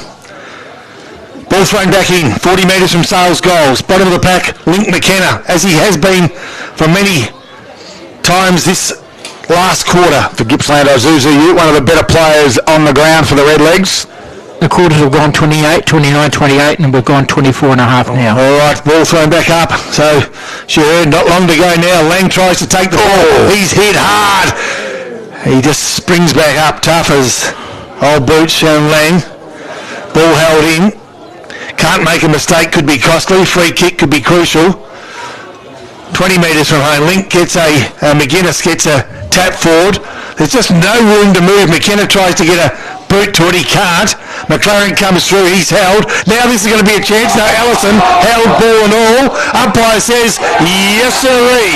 Has not paid a free kick for a long time, but Nick Ballmer's tackle was a beauty. And sensing the moment, here come the Waterboy Scud, 5 of them out there. Here they go. Ballmer plays on quickly. The kick didn't find the man, but he's got enough room. We've got 3 water boys at the right half forward flank. They're not delivering water, they're just having a bit of a look. And so the other 2 at the other end of the ground. Meanwhile, we've got a stoppage. Yeah. Water boys decided where to go. They're going to take space. We're going to boundary throw in. You haven't missed anything, don't worry about that. 25, make it 26 minutes by the time this ball gets back into the field of play. We think it's going to go about 28, so that's 2 minutes to go. Here's McKenna again at the bottom of the pack, drops down. And wrapped up in a Lang tackle. We'll do it again. The Redlegs lead it by 3 points at the moment. It's on the half-forward flank currently for the Magpies. There's lots of numbers around this football. It's hard to get meterage. It's hard to get a clearance. Sale tried to do it, though Bairnsdale, a little quick kick from Vickery, gets it towards the wing area. Now they might have some space here, but Sale get it through Holmes, gives a handball off to the run, and they drive it inside from that occasion Hutchins, goes towards the top of the 50. No one can win it. Glenane get his head over the football. Coming the other direction was high on McKenna. And the free kick to Glenane, quickly plays on by hands to McLaren, kicks to the spot, and Campbell will mark on the boundary line in a tight spot, about 15 metres around from goal. We're about to tick to 27 minutes as Tom Campbell's got 2. It's going to be a tough one. He's gone to Banana, and Campbell missed it. He's missed everything. Out of bounds on the full, kept it skinny. He didn't really give himself every opportunity either, did he? He took about 8 seconds to go back and throw that on the slipper. Yep. And about 2 steps in. There can't be long to go. Bairnsdale still lead it by 3 points on your Harvey Norman computer scoreboard. We haven't had a score for 10 minutes. Logan Austin will go long, clear the area, all of 60 metres, big fly east, at the back of the pack. Sale have got the numbers. Can they get some room to move? They can. They dance around. They can't shoot off a handball. Good tackle. Quick kick forward. It's all Bairnsdale there at the moment. They're just about panicked, and they've gone inside the corridor. Punch forward. Just clears the 50-metre area. I tell you what, they're just about dead on their feet, these boys. As McKenna kicks to space. The race is on towards half-forward flank. Braden McCary, 1-on-2, moves the ball forward once, twice. It stays stuck in a puddle of water. Even that's a win. So deep into this quarter, where the umpire will take control. 28 minutes gone. The margin just 3 points. Sale 7-6. Bairnsdale 7-9. We're at Bairnsdale's left half forward flank, outer side of the ground. Conditions are slippery. There's plenty of water on the ground, but Sale have somehow found a way through as Leslie's quick kick forward goes towards the outer side wing. Yeah, 2-on-1. Bairnsdale have got the 2, trying to rush it over quickly with Kieran Vickery. They keep it in though, the Magpies. Glenane will kick around the body. Ball mark and mark. No, he dropped the mark that he should have taken. Campbell kicks it inside forward 50. Austin will take the mark for the Redlegs. And again saves the forward thrust. Bairnsdale lead by 3 points, 28 3/4 minutes gone. Siren not far away, surely. Kicks out to the outer wing. Tapped over the back. Here comes Pike. Sale are out on their legs. That was too easy. Kicks straight up and down. Gets to the back. Dennison tried to push his way through. Here's Pike again. Kicks around the body. This could be their only chance. Marking on the chest was Whitford for the Magpies. They've got to move it quick. They come inboard. Here's Lang. He can take the mark. Turn and go, Shannon. He turns and gives to Whitehill. On the 50. He can't mark. Burn-Jones will close. Handball from Martin. No, he'll kick it to a hot spot. 2-on-1. And the 1 takes the mark. Is it East? It is Ethan East. And Easty, as they call him, from Bairnsdale, takes a game-saving mark perhaps, clears it out to Austin.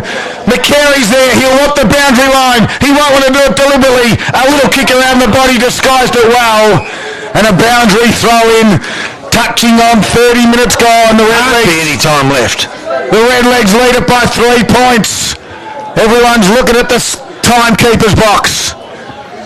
You'll hear the roar as one side will win. It can't be a draw surely from here. Burne-Jones has been good from the stoppage, kicks to the wing area. McCary and Bound. McCary wants to get it forward. Bound wrapped up in a tackle. No prior opportunity. And we're going to stoppage on the centre wing. They have to man up now, Bairnsdale. They're all over the ground. Just can't give them any room. There it is. Oh, dear. Richards missed it. Johnson tried to square a handle out to Holmes. Got ripped off the footy. Free kick. Holmes going to move it quickly. Holmes, it's at 30 and a half minutes. You're going to move it. Go, Hudson, move it. You've got to move now.